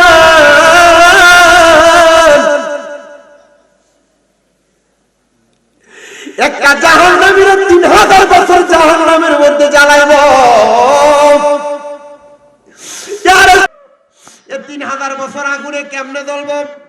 2-1 মিনিটও তো জাহান্নামের আগুনের মধ্যে জ্বললে শরীর পুড়ে যাবে? বলে না, ফায়াকুন বইলা আমার আল্লাহ আবার শরীরে আগের মতো জ্বালাইবো। নবী গো, একবার জ্বালাইলে তো আমরা শরীর জ্বলা হইয়া যায়, আল্লাহ কেন বারবার কষ্ট দিব? বলে তুমি গুনার কাজ একবার করো নাই, বারবার করেছো।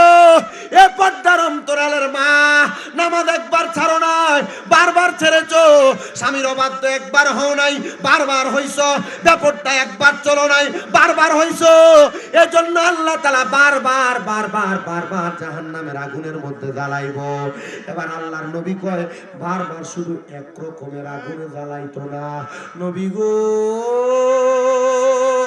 বারবার একরকম আগুনে জ্বালাইতো না, তাহলে কেমন আগুনে জ্বালাইবো? নবী আমার কয়, জাহান্নামের আগুনের রং 3টা। কয়টা? লাল দাউ দাউ করা আগুনের মধ্যে 1000 বছর জ্বালাইবো। ওই বান্দারে 1000 বছর জ্বালায়া এবার জাহান্নামের আগুনের রংটারে সাদা দোয়াযুক্ত আগুন বানাইয়া দিব। সাদা দোয়াযুক্ত আগুনের মধ্যে আরো 1000 বছর জ্বালাইবো। ওই বান্দাটারে 2000 বছর আগুনে জ্বালায়া আগুনটারে এবার কালো দোয়াযুক্ত আগুনে রূপান্তরিত করব।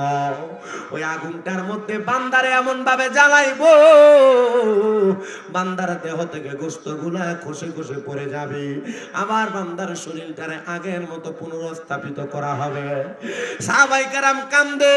আমার নবীর মসজিদে নববীতে 72 জন সাহাবায়ে কেরাম ছিলেন। এর মধ্যে 72-এর 42 জন সাহাবায়ে কেরাম বেহুশ হয়ে গেছেন, আর 30 জন সাহাবায়ে কেরাম গড়াগড়ি করে কান্না করতেছে। নবীরে ডাক দিয়া কই, ইয়া রাসূলুল্লাহ, 3000 বছর জাহান্নামীদেরকে জাহান্নামের আগুনে জ্বালায়া পোড়ায়া তাদেরকে কি একটু সময়ের জন্য একটু স্নান দেওয়া হবে না, একটু আরাম দেওয়া হবে না? নবী কয়, 3000 বছর জ্বালানোর পরে বান্দারে তাকাসসুর নামক একটা জায়গাতে দাঁড় করায় দেওয়া হবে। আপনারে আমারে যদি ছুরির ধরা খাইলে ফিডায়, সোরে 3 মিনিট ফিডনের পরে সোর কয়, বাবা আমি চুরি করছি, আর মারিস না। কয় না?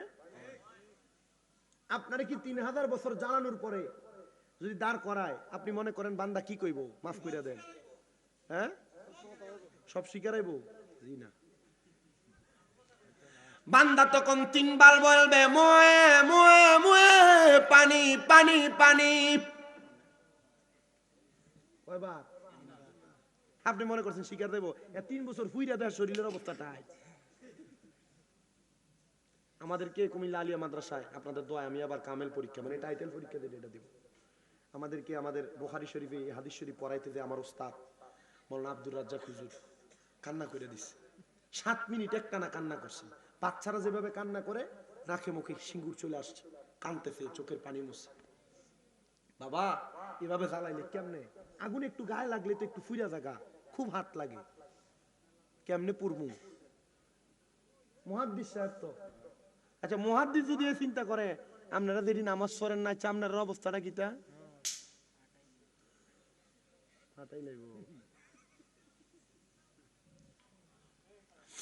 সাহাবায়ে কেরাম কান্দে।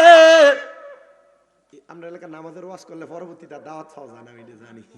ইটা দাওয়াত না পাইলে আমার কি তৈব? এমনই খালি নেই, এটা আসেনি। এটা আমার আজকে 3 তারিখ না, এটা আমার ক্যান্সেল হলা ডেট। এক মাহফিল কমিটি শুধু ওয়াদা লড়সর করছে, পরে কাটার পরে আমার সালাম ভাই গীতা বড় বহুলার সালাম না সালাম ভাই, আব্দুল সালাম ভাই। এরপরে আমার ফোন দিছে ভাই ওই বই আমি কিছু একটা ডেট এই মাত্র খালি হয়েছে, এরপরে দাওয়াত দিছে।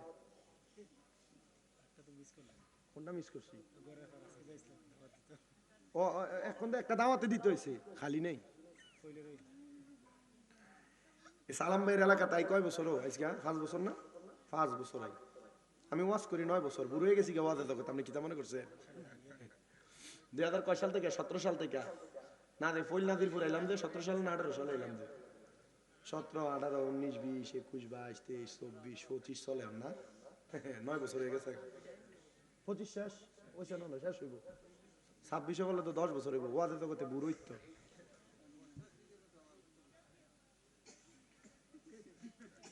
আপনি মনে করছেন আমি হে হুজুর মেঘের সময় ওয়াজ হয়?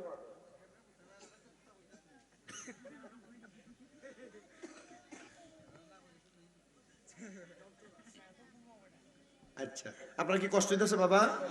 তাবার কোনো ঠান্ডা মন্ড হয়ে থাকা না আছে তো, এটা জানি, এটা আগে মনে দিলাম আর কি বুঝে না। তাবার উপর আছে ইনশাল্লাহ, সিন্নির ব্যবস্থা আছে ইনশাল্লাহ, লইয়া যাইবেন। আর গরুর বিরিয়ানি এইটা যে মজ হইব বেটা, কোন ঠান্ডা হইব গরুর বিরিয়ানি খাই ওই গরম কথা কোন ঠিক কিনা? সুন্নিরা খায় বিরিয়ানি, পাতলদের হয় চুলকানি, সুন্নিরা খায় তাবারক, পাতলরা খায় ডাল ভানি। আছে না নাই? আগে শুধু সুন্নিরাই বিরিয়ানি করতো, এখন এরার মাহফিলে মানুষ হয় না দেখা এরাও বিরিয়ানি করে। কথা কয় না? আছে না নাই? এ বাবা অভাব নাই, অভাব নাই, কথা সত্য। আমার কাছে এলাকার বহু পোলাফান মাঝে মাঝে বিচার দেয়, হুজুর আগে এরা বিরিয়ানি করতো না, এখন মানুষ হয় না দিকে এরাও বিরিয়ানি করে। আরে যে বিরিয়ানিতে বেদাত কইতে আল্লাহ তাআলা তোমরা এই বিরিয়ানি খাওয়ায়, আর তারা আমরা মাজার পূজারি কইরা কইয়া ভেঙ্গাইতো। আল্লাহ কয় রাখরে তারা আমি মন্দিরের পূজা করে আসাইরা দিমু। আমরা কইতো মাজার পূজারি, আল্লাহ এরা মন্দিরের পূজা করে আসাইরা দিছে। কথা কন না ঠিক না বেঠে? আল্লাহ কয় মান আদানি ওয়ালিয়ান ফাকাদ আযামতুহু বিল হারব। শুনো, আমার বন্ধুদের সাথে যারা বেয়াদবি করে আমি আল্লাহ তার লগে যুদ্ধের ঘোষণা দেই। তোরা কইছ যারা মাজার জিয়ারত করে, আমার বন্ধুর রওজা জিয়ারত করে, শাহজালাল জিয়ারত করে, কেল্লা বাবা জিয়ারত করে, গনিশা জিয়ারত করে, তোরা কইছ সোনারুঘাটে নাসিরউদ্দিন সিবাজালা জিয়ারত করে, এরা বন্ড, এরা মাজার পূজারি। আল্লাহ কয় রাখরে বেয়াজ্জতি আমি করি, এরারে মাথার টুপি লাগাইয়া পাঞ্জাবি ভরাইয়া মানুষের কাছে প্রমাণ কইরা দেই এরা টুপি পাঞ্জাবি লাগাইয়া মন্দিরে দেয়া পূজার গুণ কীর্তন করে, কীর্তন গায়। এরা মুসলমান নামের লেবাস ধইরা মুনাফিক বেঈমান। ডান হাত তুলে বলেন ঠিক না বেঠে?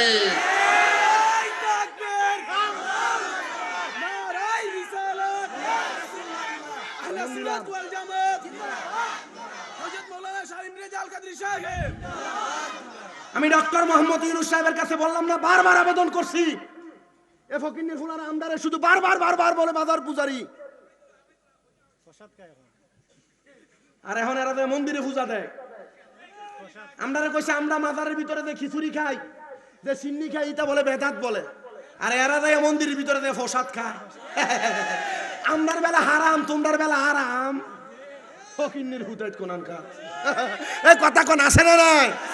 এটা যুগ যুগই থাকবো, কথা কোন ঠিক না বেঠে?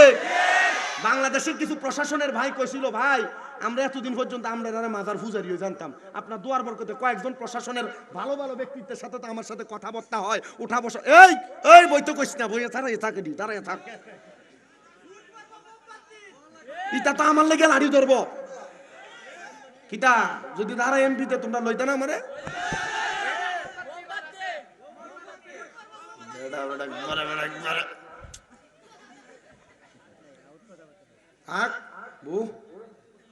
বেটা বিএমপি করে বেটা আগায় বনে কয় হুজুর খালেদা জিয়ার লাগি দোয়া করুন। আরে গেছে সময় তো আমার মসজিদে বিএমপির বহুত মুসল্লি আছে না আমার মসজিদ। আচ্ছা মাহফিলি কেমন শুধু বিএমপি আছে না আপনারা? জি না, এটা আমলিগো আছে বহুত, আছে না? জিতা জিতা আছে আছে কইছে সব আমলি নেত্রী না বাকছে, এরা কি বাকছে? এরা আছে না, এরা লোকে মিললে তো ইন্ডিয়া ভোট দিব।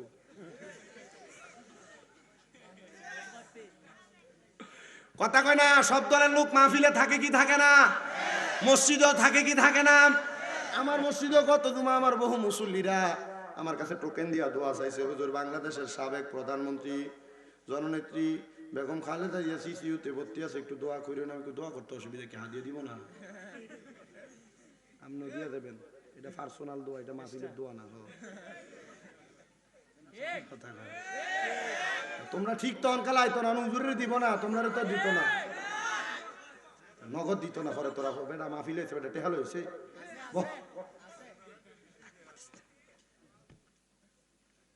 মাজার ভাঙ্গার বিচার দরকার আছে নি?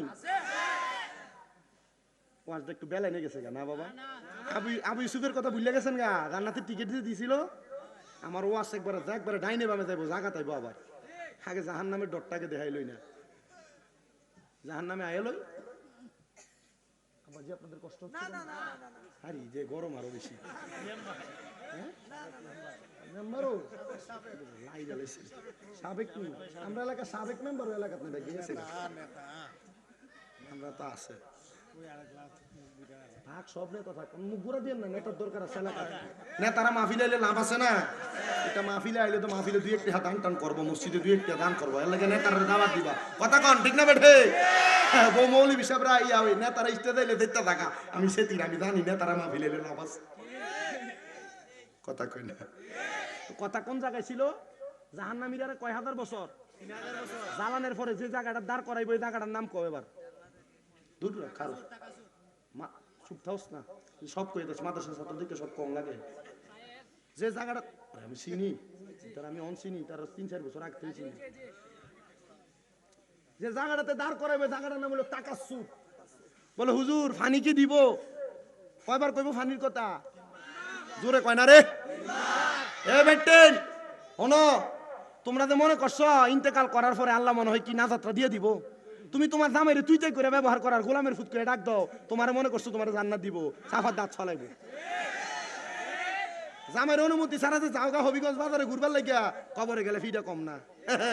বেরিয়ে কইব স্বামী মিলে দাওয়াত দিতে আগামী বছর কাম হবে না, টিয়াও দিত না রে। আম্মাজি আমি চাই না কোনো মহিলা দুজকে যাক। আল্লাহর নবী কয় কোন মহিলা তার স্বামীর আদেশ ছাড়া বাবার বাড়িতেও যাইতে পারবে না। আর তুমি মহিলা পুরো হবিগঞ্জ বাজার লইয়া চললেও তোমার জামাইয়ের খবরও থাকে না। কথা কয় না? মা বোন সাবধান, স্বামীর আদেশ মানতে হবে। স্বামীর আদেশ না মাইরা নামাজ পড়বা, কাম হবে না। তুমি তোমার জামাইয়ের কথাটা তোমার কাছে বিশ্বের মতো লাগে, আর দেওয়ারে যদি ভাবি কয়ে ডাক মারে কি ভাল লাগে রে। রাহো চা লাগতো না খালি চা 10 টাকা নষ্ট করলি 10 টাকা, এটা কেউ দাও। আমার ওয়াজ বাহির হয়েছে, আমি খাইতে পারতাম না। আমি একজন খাইলে 10 জনে চেয়ে থাকবো। আমি আপনারা ভালো খাওয়ানোর দরকার আছে। একবার আমরা বিরিয়ানি খাইলে কি রাখুন আপনারা ইনশাআল্লাহ। তো যেই কথাটা বলতেছিলাম আমি তাকাসসুর নামক জায়গাতে দাঁড় করে দিবে। আল্লাহর নবী সাহাবায়ে কেরাম কান্না করতেছেন, ইয়া রাসূলুল্লাহ। আমরা জিয়ের গরমে তুয়া সোজা গেছে তুয়া। আল্লাহর নবীর সাহাবায়ে কেরাম কান্দে, ইয়া রাসূলুল্লাহ নবী আপনি বলেন তখন কি বান্দারে পানি দেওয়া হবে না? নবী আমার বলে হ্যাঁ দেওয়া হবে। ইয়া রাসূলুল্লাহ কেমন পানি? নবী আমার বলতেছেন ওই পানির নাম হলো তিনাতুল খাবাল। তিনাতুল উলামায়ে কেরাম জানে নবীর হাদিসে মুবারাকার মধ্যে তিনাতুল খাবাল বলতে কি বোঝানো হয়েছে? তিনাতুল খাবাল হলো অন্যান্য জাহান্নামীদের রক্ত আর পুষ দিবে খাওয়ার জন্য। কি দিব? রক্ত এবং পুষ দিবে বান্দাকে পান করার জন্য। আর যে পাত্রটার মধ্যে করে দিবে, পাত্রটা কেমন জানেন বাবাজিরা? ওই পাত্রটা হলো লোহার গরম একটা পাত্র, লোহার আগুনের মধ্যে পুরাইলে দেখবেন কয়লার মতো একবার লাল হয়ে যায়। এমন একটা লাল পাত্রের মধ্যে করে বান্দাকে তিনাতুল খাবাল দেওয়া হবে। জাহান্নামীদের রক্ত আর পুষ, রক্ত পুষের মধ্যে দুর্গন্ধ আছে না নাই? আরে বাথরুম প্রস্রাব পায়খানার এত গন্ধ না, রক্ত পচা গেলে যেমন গন্ধ হয়, দুর্গন্ধ হয়, এমন রক্ত পুষ দেওয়া হবে জাহান্নামীদেরকে পান করানোর জন্য। সাহাবায়ে কেরাম কান্দে আর ডাক দিয়া কই, ইয়া রাসূলুল্লাহ নবী গো জাহান্নামীরা কি তখন ওই রক্ত পুষগুলা পান করবি? নবী আমার কয় কয়লা না হাম হে পান করবি। গরম টকবক করা রক্ত পুষগুলা যখন তারা তাদের জিহ্বাতে ঢেলে দিবে, তাদের জিহ্বাটা গলে যাবে, নারী বুড়িগুলা গইলা গইলা পায়খানার রাস্তা দিয়া বের হবে। সাহাবায়ে কেরাম কয় নবী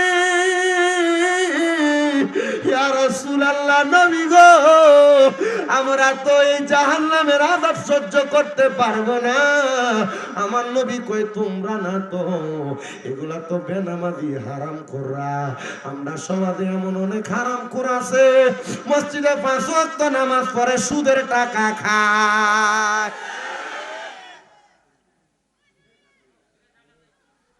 সুদখোর আসেনি এলাকায়? আবার আমাদের সমাজের মানুষের সুদখুরটিরে ধরে নিয়ে মসজিদের সভাপতি বানায়। রাগ কইতেছি। আমাদের সমাজের মানুষ ওই সুদখুর আর ঘুষখুররে ধরে মসজিদের সেক্রেটারি বানায়। সুদখুর ঘুষখুরারে ধরে নিয়ে এলাকার সর্দার মাতাব্বরির দায়িত্ব দেয়। আর আমারও বিশ্বাস হয় না এরার কে একটু লজ্জা শরম নাই? সুদের টাকা ঘুষের টাকা খায় কেমনে তারা সর্দারি করে, কেমনে তারা নেতাগিরি করে, কেমনে তারা দোয়ানে বয়া বয়া বড় বড় কথা মাতে। নির্লজ্জ।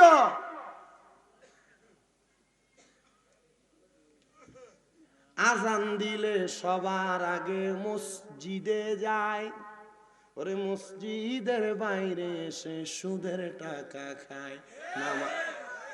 এটাও ঠিক। আরে আজান দিলে সবার আগে মসজিদে যায়, মসজিদের বাইরে এসে সুদের টাকা খায়। নামাজ হইল না রে তোর, নামাজের লইলি না খবর, ওরে ধরলি নামাজ পড়লি নামাজ সারা জীবন ভর। নামাজ হইল না রে তোর, নামাজের লইলি না খবর। আরে নামাজ তুমি ধর্ম জানো, চুরি তোমার পেশা, এমন নামাজ কবুল হবে কেমনে করলায় আশা। বেটা নামাজও পরে বাইবাতিদার জমি দখল করে, নামাজও পরে ক্ষেতের গালা কাঁচাইতে কাঁচাইতে একাইতে লাইলে 1 আঙ্গুল আর 1 বিঘা হাতের বান বানায়। আপনারা কোন এমন সোর সিটারও এলাকাতে আছে না? না, এটা উঠতে থাকাকে লেগা দাঁড়া দাঁড়া দাঁড়া দাঁড়া দাঁড়া ইয়া হন ইয়া ফসল ধরছে। হ্যাঁ তাড়াতাড়ি যা, তাড়াতাড়ি যা।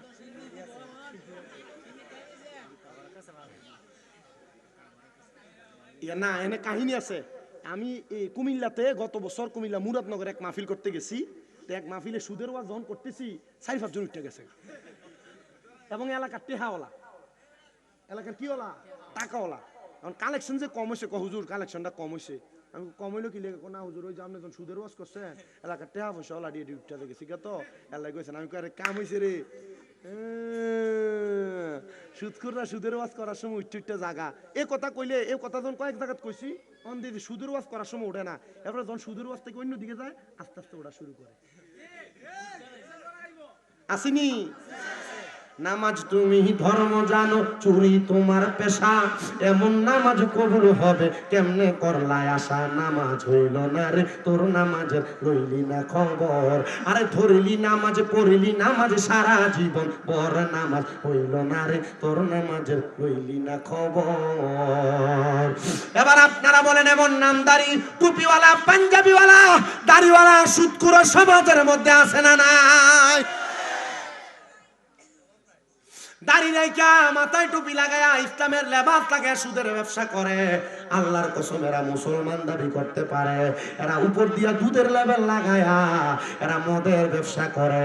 তার মানে পাঞ্জাবি আর টুপিটা এর আসল পোশাক না, এরা সুদের কারবারিটাই হইল আসল কারবার। কথা কোন না ঠিক না বেঠে?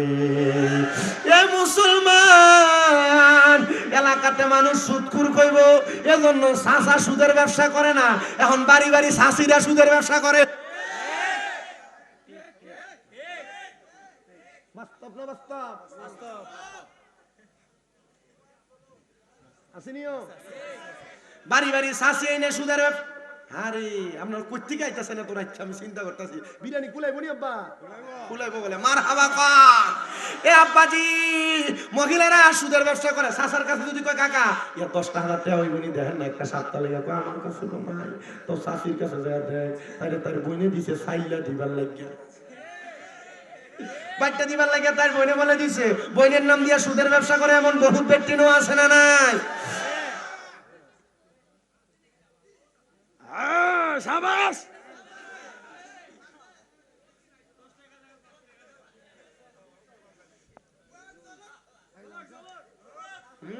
একদিনের হাদিয়া দিয়ে 2 দিনের বয়ান কিনে নিতেছে।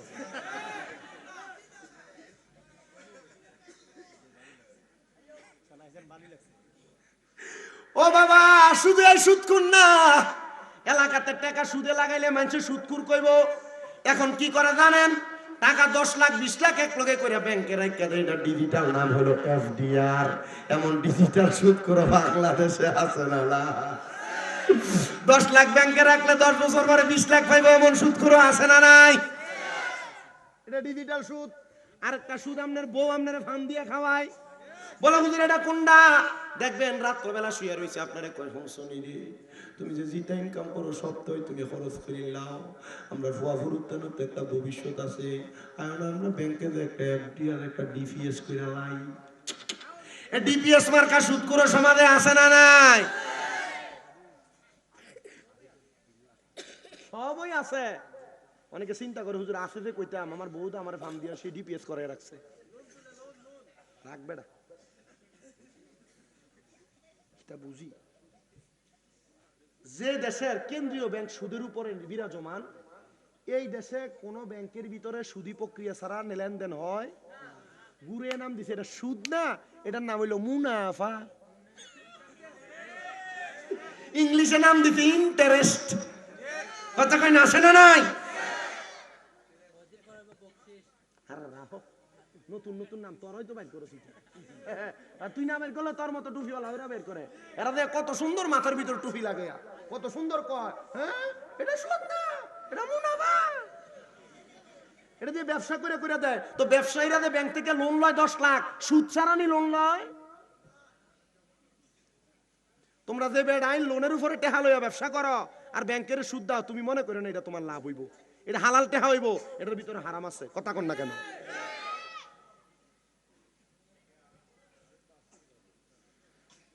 বাচ্চা কেমনে বলে ফান বেচবা, ফান বাজারে সেনাসুর বেচবা, ট্রেনের ভিতরে উইটুইটা বাদাম বেচবা, এটা নাকি তো চুরি কোনো? এটা ব্যবসা। মানুষের বাথরুম সাফ করবা, অসুবিধা আছে নাকি? রিক্সা চালাইবা, এর থেকে আর কি তার কোনো কিছু আছে নাকি? রিক্সা চালাইলে টেহা কি কম নাকি? একটা রিক্সার ড্রাইভারে জিগেলাম, কাকা রিক্সার দৈনিক কত দেওয়া লাগবে? 450। আপনার কামাই 1500। কথা কয় না, 20 টাকার নিচে কি রিক্সাওয়ালার হাতে দন যায় নাকি? রাখ আর ওতলা মাতিস না, পরে সব লাভ খান সাইডে দিয়ে রিক্সা চালানো শুরু করে। অন্ধের রিক্সা চালা গাড়ি সত্তারি না। বেটার গাড়ির ভিতরে কত দামের গাড়ি লই আই, বেটার গাড়ির দাম 21 লাখ 22 লাখ টাকা, বেটার গাড়ির ভিতরে লাগাই দিয়ে রিক্সা ড্রাইভারে আনজা করে ধরে। হুজুর আমার ধর কিছু নাই। আমি ড্রাইভারে কইছি, বাবারে তোর ফায় মায়া ধরলে তুই জানিস না, তোর গাড়ির মালিকের তুই বুঝতে লাগবো না, তার রিক্সার গাড়ির ভিতরে বাইন্দা কুমিল্লা লইয়া দেখবি। তুমি আমার এত দামি গাড়ির ভিতরে লাগাই দিবা আর তুমি ফায় ধরে লেবে কইলো নাকি? তুমি সুন্দর মতো চালাও। বাংলাদেশ সরকারের উচিত কি জানেন? রিক্সা চালাক, মোটর গাড়ি চালাক, ব্যাংক গাড়ি চালাক, এর লাইসেন্স দিতে হবে। কথা কন না কেন? বাংলাদেশে যতগুলো অটো রিক্সা আর মোটর রিক্সা চলে, কোনটা লাইসেন্স আছে? হ্যাঁ ড্রাইভার যে হ্যাঁ নিজের তো লাইসেন্স নাই। তো যে বেটা 22 লাখ 23 লাখ 50 লাখ টাকা দিয়ে গাড়ি লইয়া রাস্তার নামে হে রিক্সা চালায়, হে যাওয়ার সময় রিক্সা দিয়ে ডানে প্লাস্টিক 22 লাখ টাকার গাড়ি বলে প্লাস্টিক, হিসাব তোর বলে 50 লাখ 50,000 টাকা করে মাসে ট্যাক্স দেয় সরকারে, তুই কোথায় এটা প্লাস্টিক? কথা কয় না কেন? আছে না? আল্লাহ আল্লাহ আল্লাহ আল্লাহ। তা আপনারা যে কথার মধ্যে রাখছি, এই কথাটা হইলো জাহান্নামের আগুনের ভিতরে যখন জ্বালাইবো, জ্বালানোর পর রক্ত পুষগুলা পান করবেন, আপনার কাছে কি ভালো লাগবে? তাহলে আপনারা বলেন, এই জাহান্নামের এই কঠিন আযাব থেকে বাঁচার জন্য নামাজ দরকার। তাহলে এবার আপনারা আমার একটা কথার জবাব দিবেন, আমি বলবো নামাজ, আপনারা বলবেন চলবে। বলেন কিটা চলবো? নামাজ চলবে। গুড আসতে গেছে হইছো না, আমরা দাঁড়াই না মনে কোন লাগতো না। নামাজ চলবে, রোজা চলবে, হজ চলবে, যাকাত চলবে, দান সদকা চলবে, মিলাদ কিয়াম চলবে, সুদের ব্যবসা চলবে না। তোরা কামড়া লাগাস আবার কইতো নামাজ চলবে, রোজা চলবে, হজ চলবে, যাকাত চলবে, মিলাদ চলবে, কিয়াম চলবে, সুদ চলবে না, জিনা চলবে না, চুরি চলবে না, গাঞ্জা চলবে না, ইয়াবা চলবে না, সিগারেট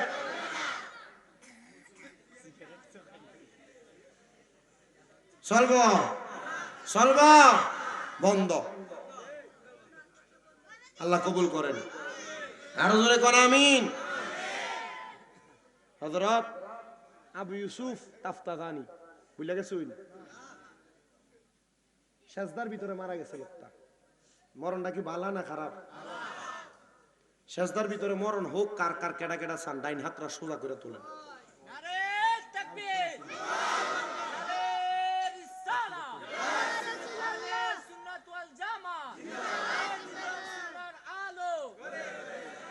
এ দুনিয়ার মুসলমান, ওয়াজটা শেষ করার আগে শেষ আমার বাক্যটা আপনাদেরকে শুনে দেয়া যায়। আল্লাহর বান্দা কয়, সে যখন ইন্তেকাল করছেন আমাদের মুসল্লায় ভালো মরণ, শহীদের মরণ, আমি তার জানাজা পড়াইলাম, তার দাফন করলাম। এলাকার 3 জন ব্যক্তি আইসা আমারে ডাক দিয়া কয়, হে আবু ইউসুফ তাফতাগানি, তুমি যেহেতু জান্নাতের টিকিট দিতে পারছো, তাহলে ব্যক্তিটা কবরে মরার পর ভালো আছে না খারাপ আছে সেটাও দেখাইতে পারবা। আবু ইউসুফ তাফতাগানি কয়, আসেন। তাহাজ্জুদ পড়াইছে, মুরাকাবা করাইছে, মুরাকাবা করে বলেন, এবার আপনারা আল্লাহর কাছে দেখেন যে এই ব্যক্তি কেমন আছে। তারা বলেন, আমরা তাহাজ্জুদের নামাজ পড়া দেখলাম রে, আমাদের এলাকার ওই ব্যক্তি 7 দিন ইবাদত করার কারণে ঈমান আনার পরে ওই ব্যক্তি জান্নাতি জান্নাতি জান্নাতি। কারণ আমরা দেখলাম জান্নাতের সুন্দর সুন্দর খাবার লইয়া আল্লাহর বান্দা বসে আছি। আজকের মাহফিলে অনেক সন্তান বসছে, আপনাদের বাবা কবরে, বাবা নাই কার কার একটা হাতরা তুলে আল্লাহরে দেখান। অনেকে আছে মা নাই, মা নাই কার কার আপনারও হাতরা তুলে আল্লাহরে দেখান। অনেকে আছে মা নাই, আপনাদের বাবা নাই, হাত নামান। সন্তান বাপ মা কবরে কেমন আছে তুমি জানো না। পর্দার অন্তরালের অনেক মহিলারা আমার ওয়াজ শুনতেছে, মহিলারা তোমাদের অনেকের মা নাই, তোমাদের অনেকের বাবা নাই। মা বাবা কবরে কেমন আছে জানো না। ওই মা বাপ কবরে, সন্তান মা বাপ যদি কবরে থাকে, কবরে কেমন আছে যদি জানতে চাও, তাহাজ্জুদের নামাজ পড়া আল্লাহর দরবারে চোখ বন্ধ করে কান্নাকাটি করো। দেখবা গো, এমন কান্নাকাটি করতে করতে একদিন তোমার কান্না অবস্থায় ঘুম চলে আসছে। ঘুমের ঘরে হঠাৎ করে তোমার আম্মা আব্বারে তুমি স্বপ্ন দেখবা, মা বাপ কি ভালো আছে, মা বাপ কি খারাপ আছে, কোনটা তুমি বুঝতে পারবা। আরে আমার আল্লাহ, ও আল্লাহ, এখানে যে সন্তানের মা নাই বাবা নাই, আল্লাহ তুমি তার মা বাপরে মাফ করে দাও। আল্লাহ যাদের মা বাবা আছে তাদের মা বাপরে তুমি খেদমত করার তৌফিক দাও। কিন্তু অনেক সন্তানেরা মাহফিলে বসে তারা তাদের মা বাবার খেদমত করে না, মা বাবার কষ্ট দেয়, মা বাপরে বাদ দেয় না। এলাকায় এমন অনেক বিচার হয়, মা বাপরে ভাত খাওয়ানি নিয়ে বিচার হয়। ও সন্তান, কেউ যদি তোমরা তোমাদের মা বাপরে ভাত না দিয়া থাকো, মা বাপরে যদি তোমরা খেদমত না করে থাকো, মা বাপরে ধমক দিয়া থাকো, দাও তোমার পাও আমার সামনে দাও, আমি আমার জিহ্বা দিয়া তোমার পাওটা পরিষ্কার করে দেই। কারণ মা বাপরে কষ্ট দিয়া স্বামী নেবে না। পুরা সিলেট বিভাগ হবিগঞ্জের সবচাইতে বড় আলেম দিয়া ওয়াজ করাইবা, এই ওয়াজ দিয়া কোনো লাভ হবে না, কোনো লাভ হবে না। বলে সন্তান এখন কি করবা, তোমার মনের মধ্যে একটু টেনশন লাগতেছে। আল্লাহর রাস্তে তোমাদের কাছে আবদার জানাই, মা বাপ যদি বাইচা থাকে ওয়াদা করে এখান থেকে বাড়িতে যে মা বাবার পাগুলার মধ্যে ধরবা, ধরে বলবা আব্বা জান, আম্মা জান, আল্লাহর রাস্তে আমি সন্তানরে মাফ করে দেন। যতক্ষণ বাবা মুখ খুইলা বলছে তোমারে মাফ করে দিছি, ততক্ষণ পর্যন্ত মা বাবার পা ছাইরো না। বলে হুজুর, আমি আমার মা বাবার কাছে মাফ চামো দূরের কথা, আমি পা ধরে সালামও করি না। সন্তান রে, সালাম করো এটা তোমার মনের খুশি, কিন্তু মা বাপ যদি মাফ না করে আল্লাহ মাফ করবে না, আল্লাহ মাফ করবে না, আল্লাহ মাফ করবে না। আমি যে ওয়াজ করি আমার এলেমের জোর দিয়া ওয়াজ করি না। আমি যেদিন আমার মা বাবার পায়ে চুমা দিছি, এরপর থেকে আল্লাহ আমার সম্মান বাড়াইছে, আমার দাম বাড়াইছে, সম্পদ বাড়াইছে। ও সন্তানের দল, আম্মা আব্বার পায়ে ধরে মাপ চাইবা কিনা আমি জানি না, এ মাহফিল কবুল হবে কিনা এটার গ্যারান্টি কেউ দিতে পারবে না। তবে আমি শামীম রাজা একটা গ্যারান্টি দেওয়া যায়, যদি আগামীকালকে দেখো চা দোকানে বৈশা কোনো মুরব্বী বলতেছে, হ্যাঁ শামীম রাজার ওয়াজ শুনে আমার সন্তান আমার পায়ে ধরে মাপ চাইছে, কিন্তু কোনোদিন আমার সন্তান আমার সাথে কোনো অন্যায় বেয়াদবি করে নাই, মনে করবা মাহফিল আল্লাহর দরবারে কবুল হয়ে গেছে। মা বাবার পায়ে ধরলে দাম কমে না, সম্মান কমে না। মা বাবার পায়ে ধরলে সন্তানের দাম, সন্তানের ইজ্জত বাইরা যায়। অনেকে চিন্তা করে হুজুর যাদের বাড়িতে আব্বা আছে তারা বাড়িতে যে আব্বার পায়ে ধরে মাপ চাইবো, আমার তো আব্বা নাই, আমি কার পায়ে ধরে মাপ চাইবো? অনেকে চিন্তা করে হুজুর যাদের বাড়িতে মা আছে তারা বাড়িতে যাই আমার পায়ে ধরে মাপ চাইবো, আমার তো মা নাই, আমি কার পায়ে ধরে মাপ চাইবো? হুজুর আমার মা বাবা কবরের বাসিন্দা। সন্তান তোমার মা বাইচা থাকলে তুমি যদি ভাত খাওয়াইতা, প্রতি মাসে যদি 2000 করে মার পেছনে লাগতো, প্রতি মাসে তো তুমি তোমার মার পেছনে প্রতি বছরের 24,000 টাকা খরচ করা লাগতো। ওই মা যে কবরে তোমার দামি দামি খানা খাওয়াইছি, নিজে সিরা জামা কাপড় পরছে, তোমার দামি জামা কাপড় পরাইছি। আজকে ওই মা কবরে তোমার কাছে টাকার অভাব নাই, মার একটা কাপড় কিনে পরাইতে পারো নাই। আব্বা সিরা লুঙ্গিটার হাতে সিলাই করে জোড়া তালে দিয়া দিয়া পড়ছি। ওই আব্বা যান কবরে তোমার কাছে টাকার অভাব নাই, আব্বারে 500 টাকা দিয়ে কিনে একটা লুঙ্গি পরাইতে পারো না আব্বা কবরে। সন্তান আব্বা মা বাইচা থাকলে যদি বাপ মারে প্রতি মাসে 1000 টাকার ফল ফ্রুট কিনা খাওয়াইতা, 12 মাসে তো 12,000 টাকা লাগবে। একটু পরে আখিরি মুনাজাত হয়ে যাবে। যাদের মা নাই, যাদের বাবা নাই, তাদের মা বাবার জন্য খাস করে দোয়া করা হবে। একটা সন্তান নিদারে বলবা হুজুর আমার মা নাই, দোয়া করবেন এই মাহফিলের প্যান্ডেলটা করতে আগামী বছর খরচটা আমি দিব। একটা সন্তান নিদারে বলবা হুজুর এই মাহফিলের মাইক আনতে যে খরচ লাগে, খরচটা আমি আমার মা বাবার জন্য দিব। একটা সন্তান নিদারে কইবা হুজুর আমার মা বাপ যদি থাকতো প্রতি মাসে 1000 করে যদি হাত খরচ দিতাম, 12 মাসে 12,000 টাকা হাত খরচ দেওয়া লাগতো। হুজুর আমি আমার মারে মহব্বত করে মাহফিলে আগামী বছর 10,000 টাকা দিতাম। একজন সন্তান শুধু হাতটা তুলবেন, আগামী বছর দেওয়ার জন্য যদি কেউ থাকেন তার জন্য দোয়া করা হবে। প্যান্ডেল করতে কত লাগবে এবার?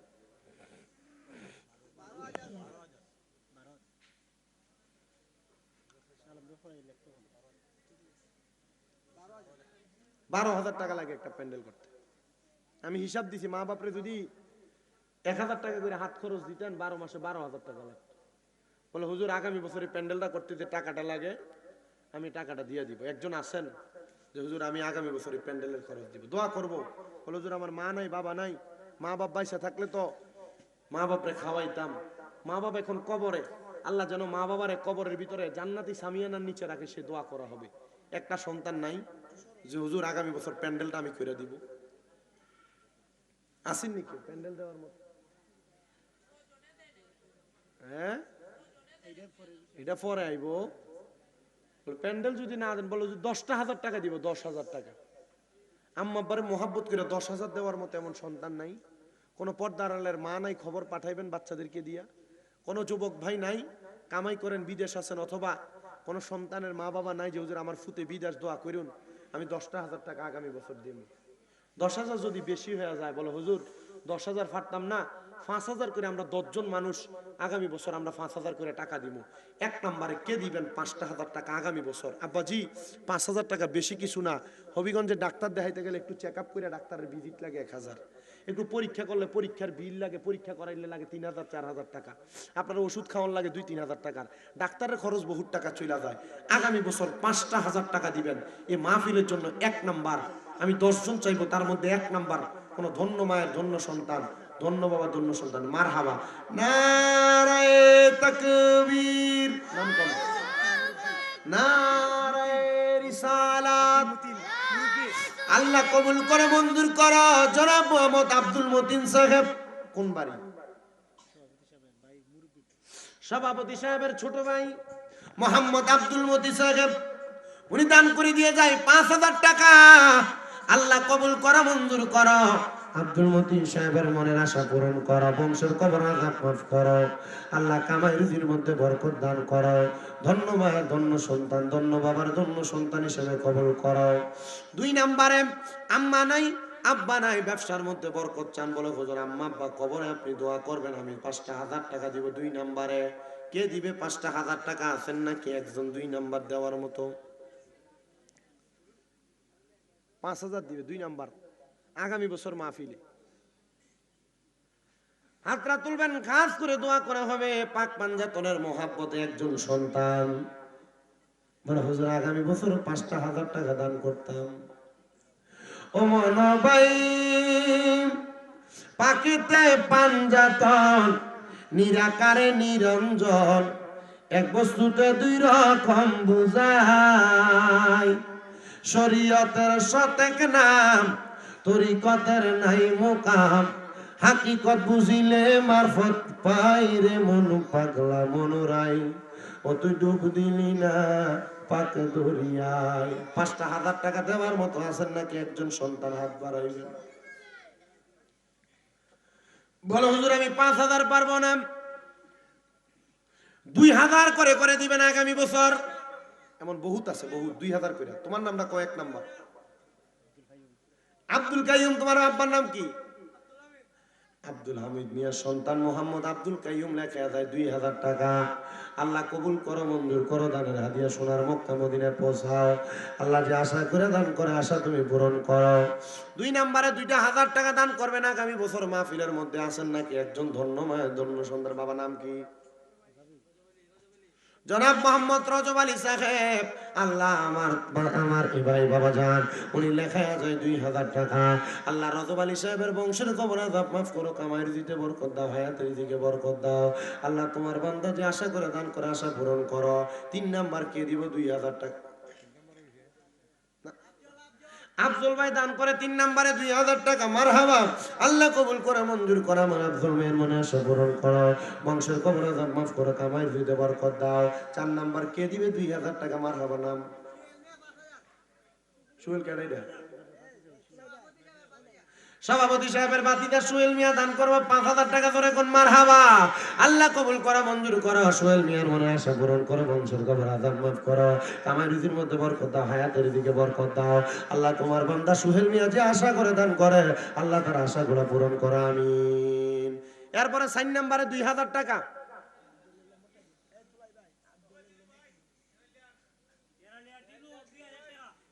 ও দিনু ভাই কই? এরালিয়া নিবাসী মোহাম্মদ দিনু মিয়া। দেখা যায় 2,000 টাকা। আল্লাহ কবুল করো, মঞ্জুর করো, এরালিয়ার দিনু মিয়ার মনের আশা পূরণ করো, বংশের কবর আযাব মাফ করো, হায়াতের দিকে বরকত দাও। আল্লাহ আমার দিনু ভাই যে আশা করে দান করে আশা পূরণ করো। 5 নাম্বার 2,000। একটু কোন না নামটা ভাই সাহেব, একটু তাড়াতাড়ি কইলাম। বলো হুজুর আমার মা নাই, আমার আব্বা নাই, আমার বংশের কবর আযাব মাফ চাই, ব্যবসা বাণিজ্যে বরকত চাই, আগামী বছরের জন্য 2,000 টাকা দান করবেন। আছেন নাকি?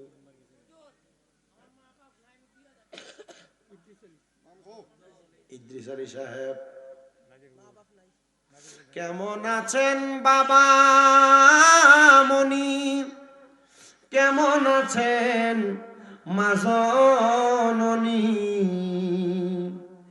একটা বারো ফিরা দেখিলি না, ওই মা বাবারে কষ্ট দিয়া দুনিয়াতে দিন কাটাইয়া কোনদিনও শান্তি পাবি না রে মুসলমান।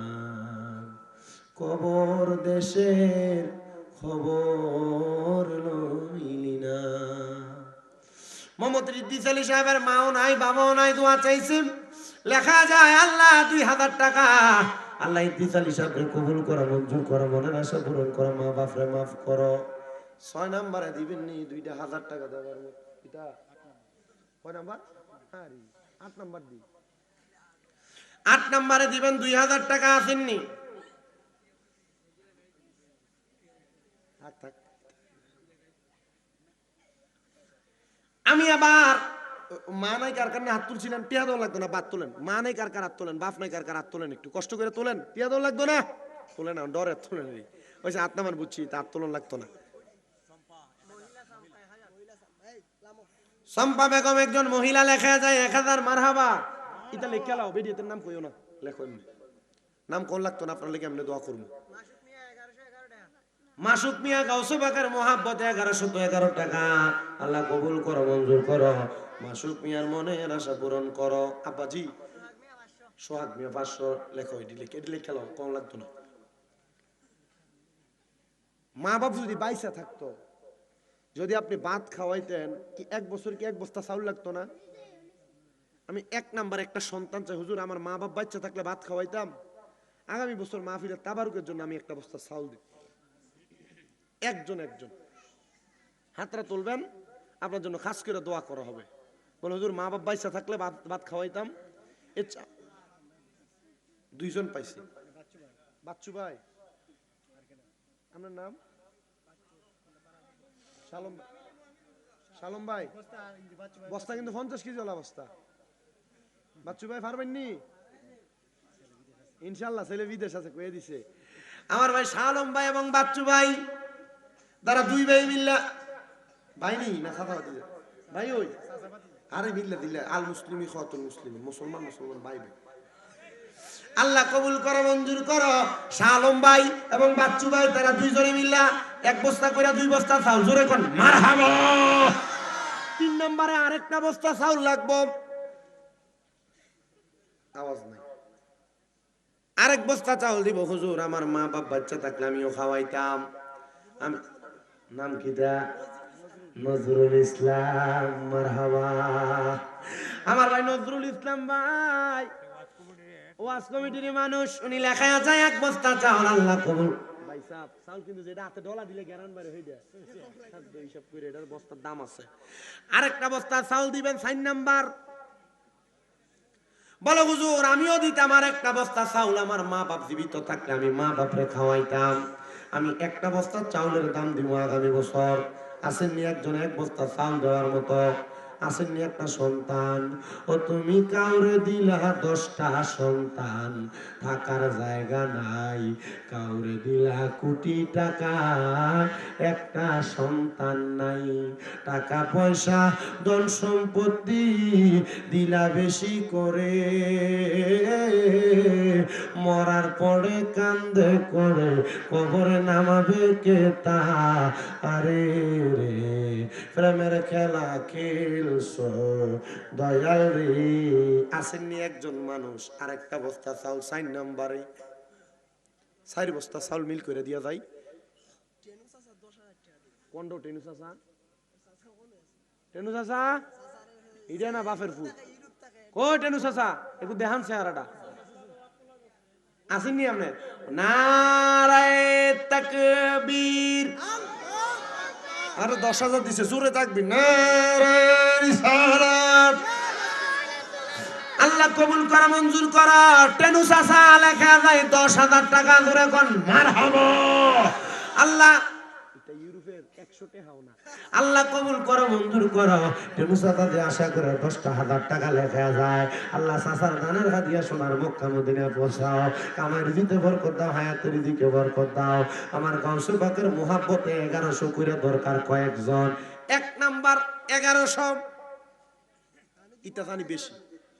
ওই নজরুল ভাই দিব আরো 1100। নজরুল ভাইয়ের নামে লগে আরো 1100 লেখেন। জুয়েল ভাই বাড়িকো বারাপত নিবাসী জুয়েল ভাই 1100, মারহাবা। মোহাম্মদ দুলাল মিয়া লেখা যায় 1100 টাকা। আল্লাহ কবুল করো, মঞ্জুর করো। দুলাল মিয়ার মনের আশা পূরণ করো। সোহাগ মিয়ার বাড়িকো বারাপতের সোহাগ মিয়া লেখা যায় 1100 টাকা। আল্লাহ কবুল করো, মঞ্জুর করো। সোহাগ মিয়ার মনের আশা পূরণ করো। আব্দাল কোনটাও? তুমি নি আব্দাল, মাশাআল্লাহ নামটা বড় সুন্দর। আল্লাহ কবুল করো, মঞ্জুর করো। আব্দালের বাপের নাম কো? আব্দুল হক মিয়ার ফুত আব্দাল লেখা যায় 1100 টাকা 4 নম্বরে। আল্লাহ কবুল করো। 5 নম্বর আল্লাহ কবুল করো, মঞ্জুর করো। উস্তার মিয়া, তোমার বাবার নাম কইলিও কত? সুন্নত আলী মিয়ার ছেলে উস্তার মিয়া দান করা যায় 1100 টাকা। আল্লাহ কবুল করো, মঞ্জুর করো। আল্লাহ মনের নেক নেক আশাগুলো পূরণ করে। পরে 1100 কইরা।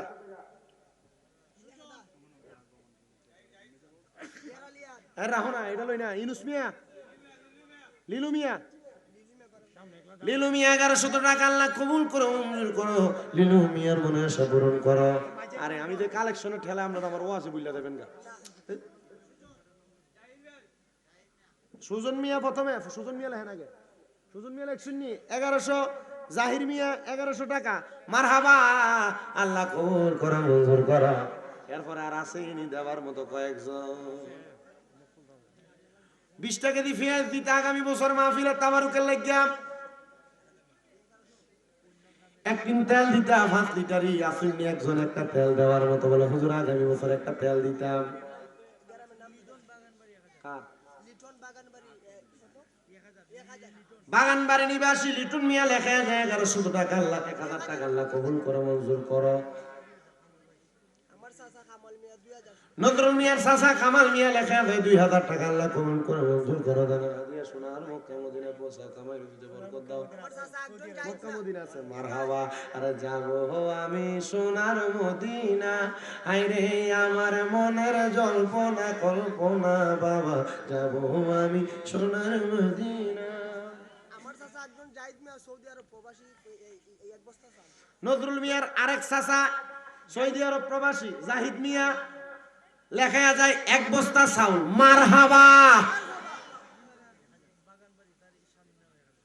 জাহানারা বাগানবাড়ি জাহানারা বেগম বাগানবাড়ি নিবাসী, তার স্বামীর জন্য দোয়া চায়, লেখা যায় 1100 টাকা। মারহাবা। নাম কি দা 20 কেজি ফেলে যাইছে তো মারহাবা। দেখো আল খাস মিয়া নজরুল মিয়ার চাচা, উনি লেখা যায় 20 কেজি পেঁয়াজ। জোরে কোন মারহাবা। 5 কেজি রসুন দিতা, রসুন 5 কেজি। আসুন নিও 5 কেজি রসুন। ওই ভাইছি রসুনটা রাখাও। নাম কি দা? এই একজন ফাসনে যাও না মাইজে দাঁড়াও না একজন আমরা কেউ ইতালি আরো বালি মিয়া লেখা যায় 5 কেজি রসুনের দাম 5 কেজি আদা দিত কেডা। আসুন নিও 5 কেজি আদা। আদার কেজি কত? 250 টাকা কেজি।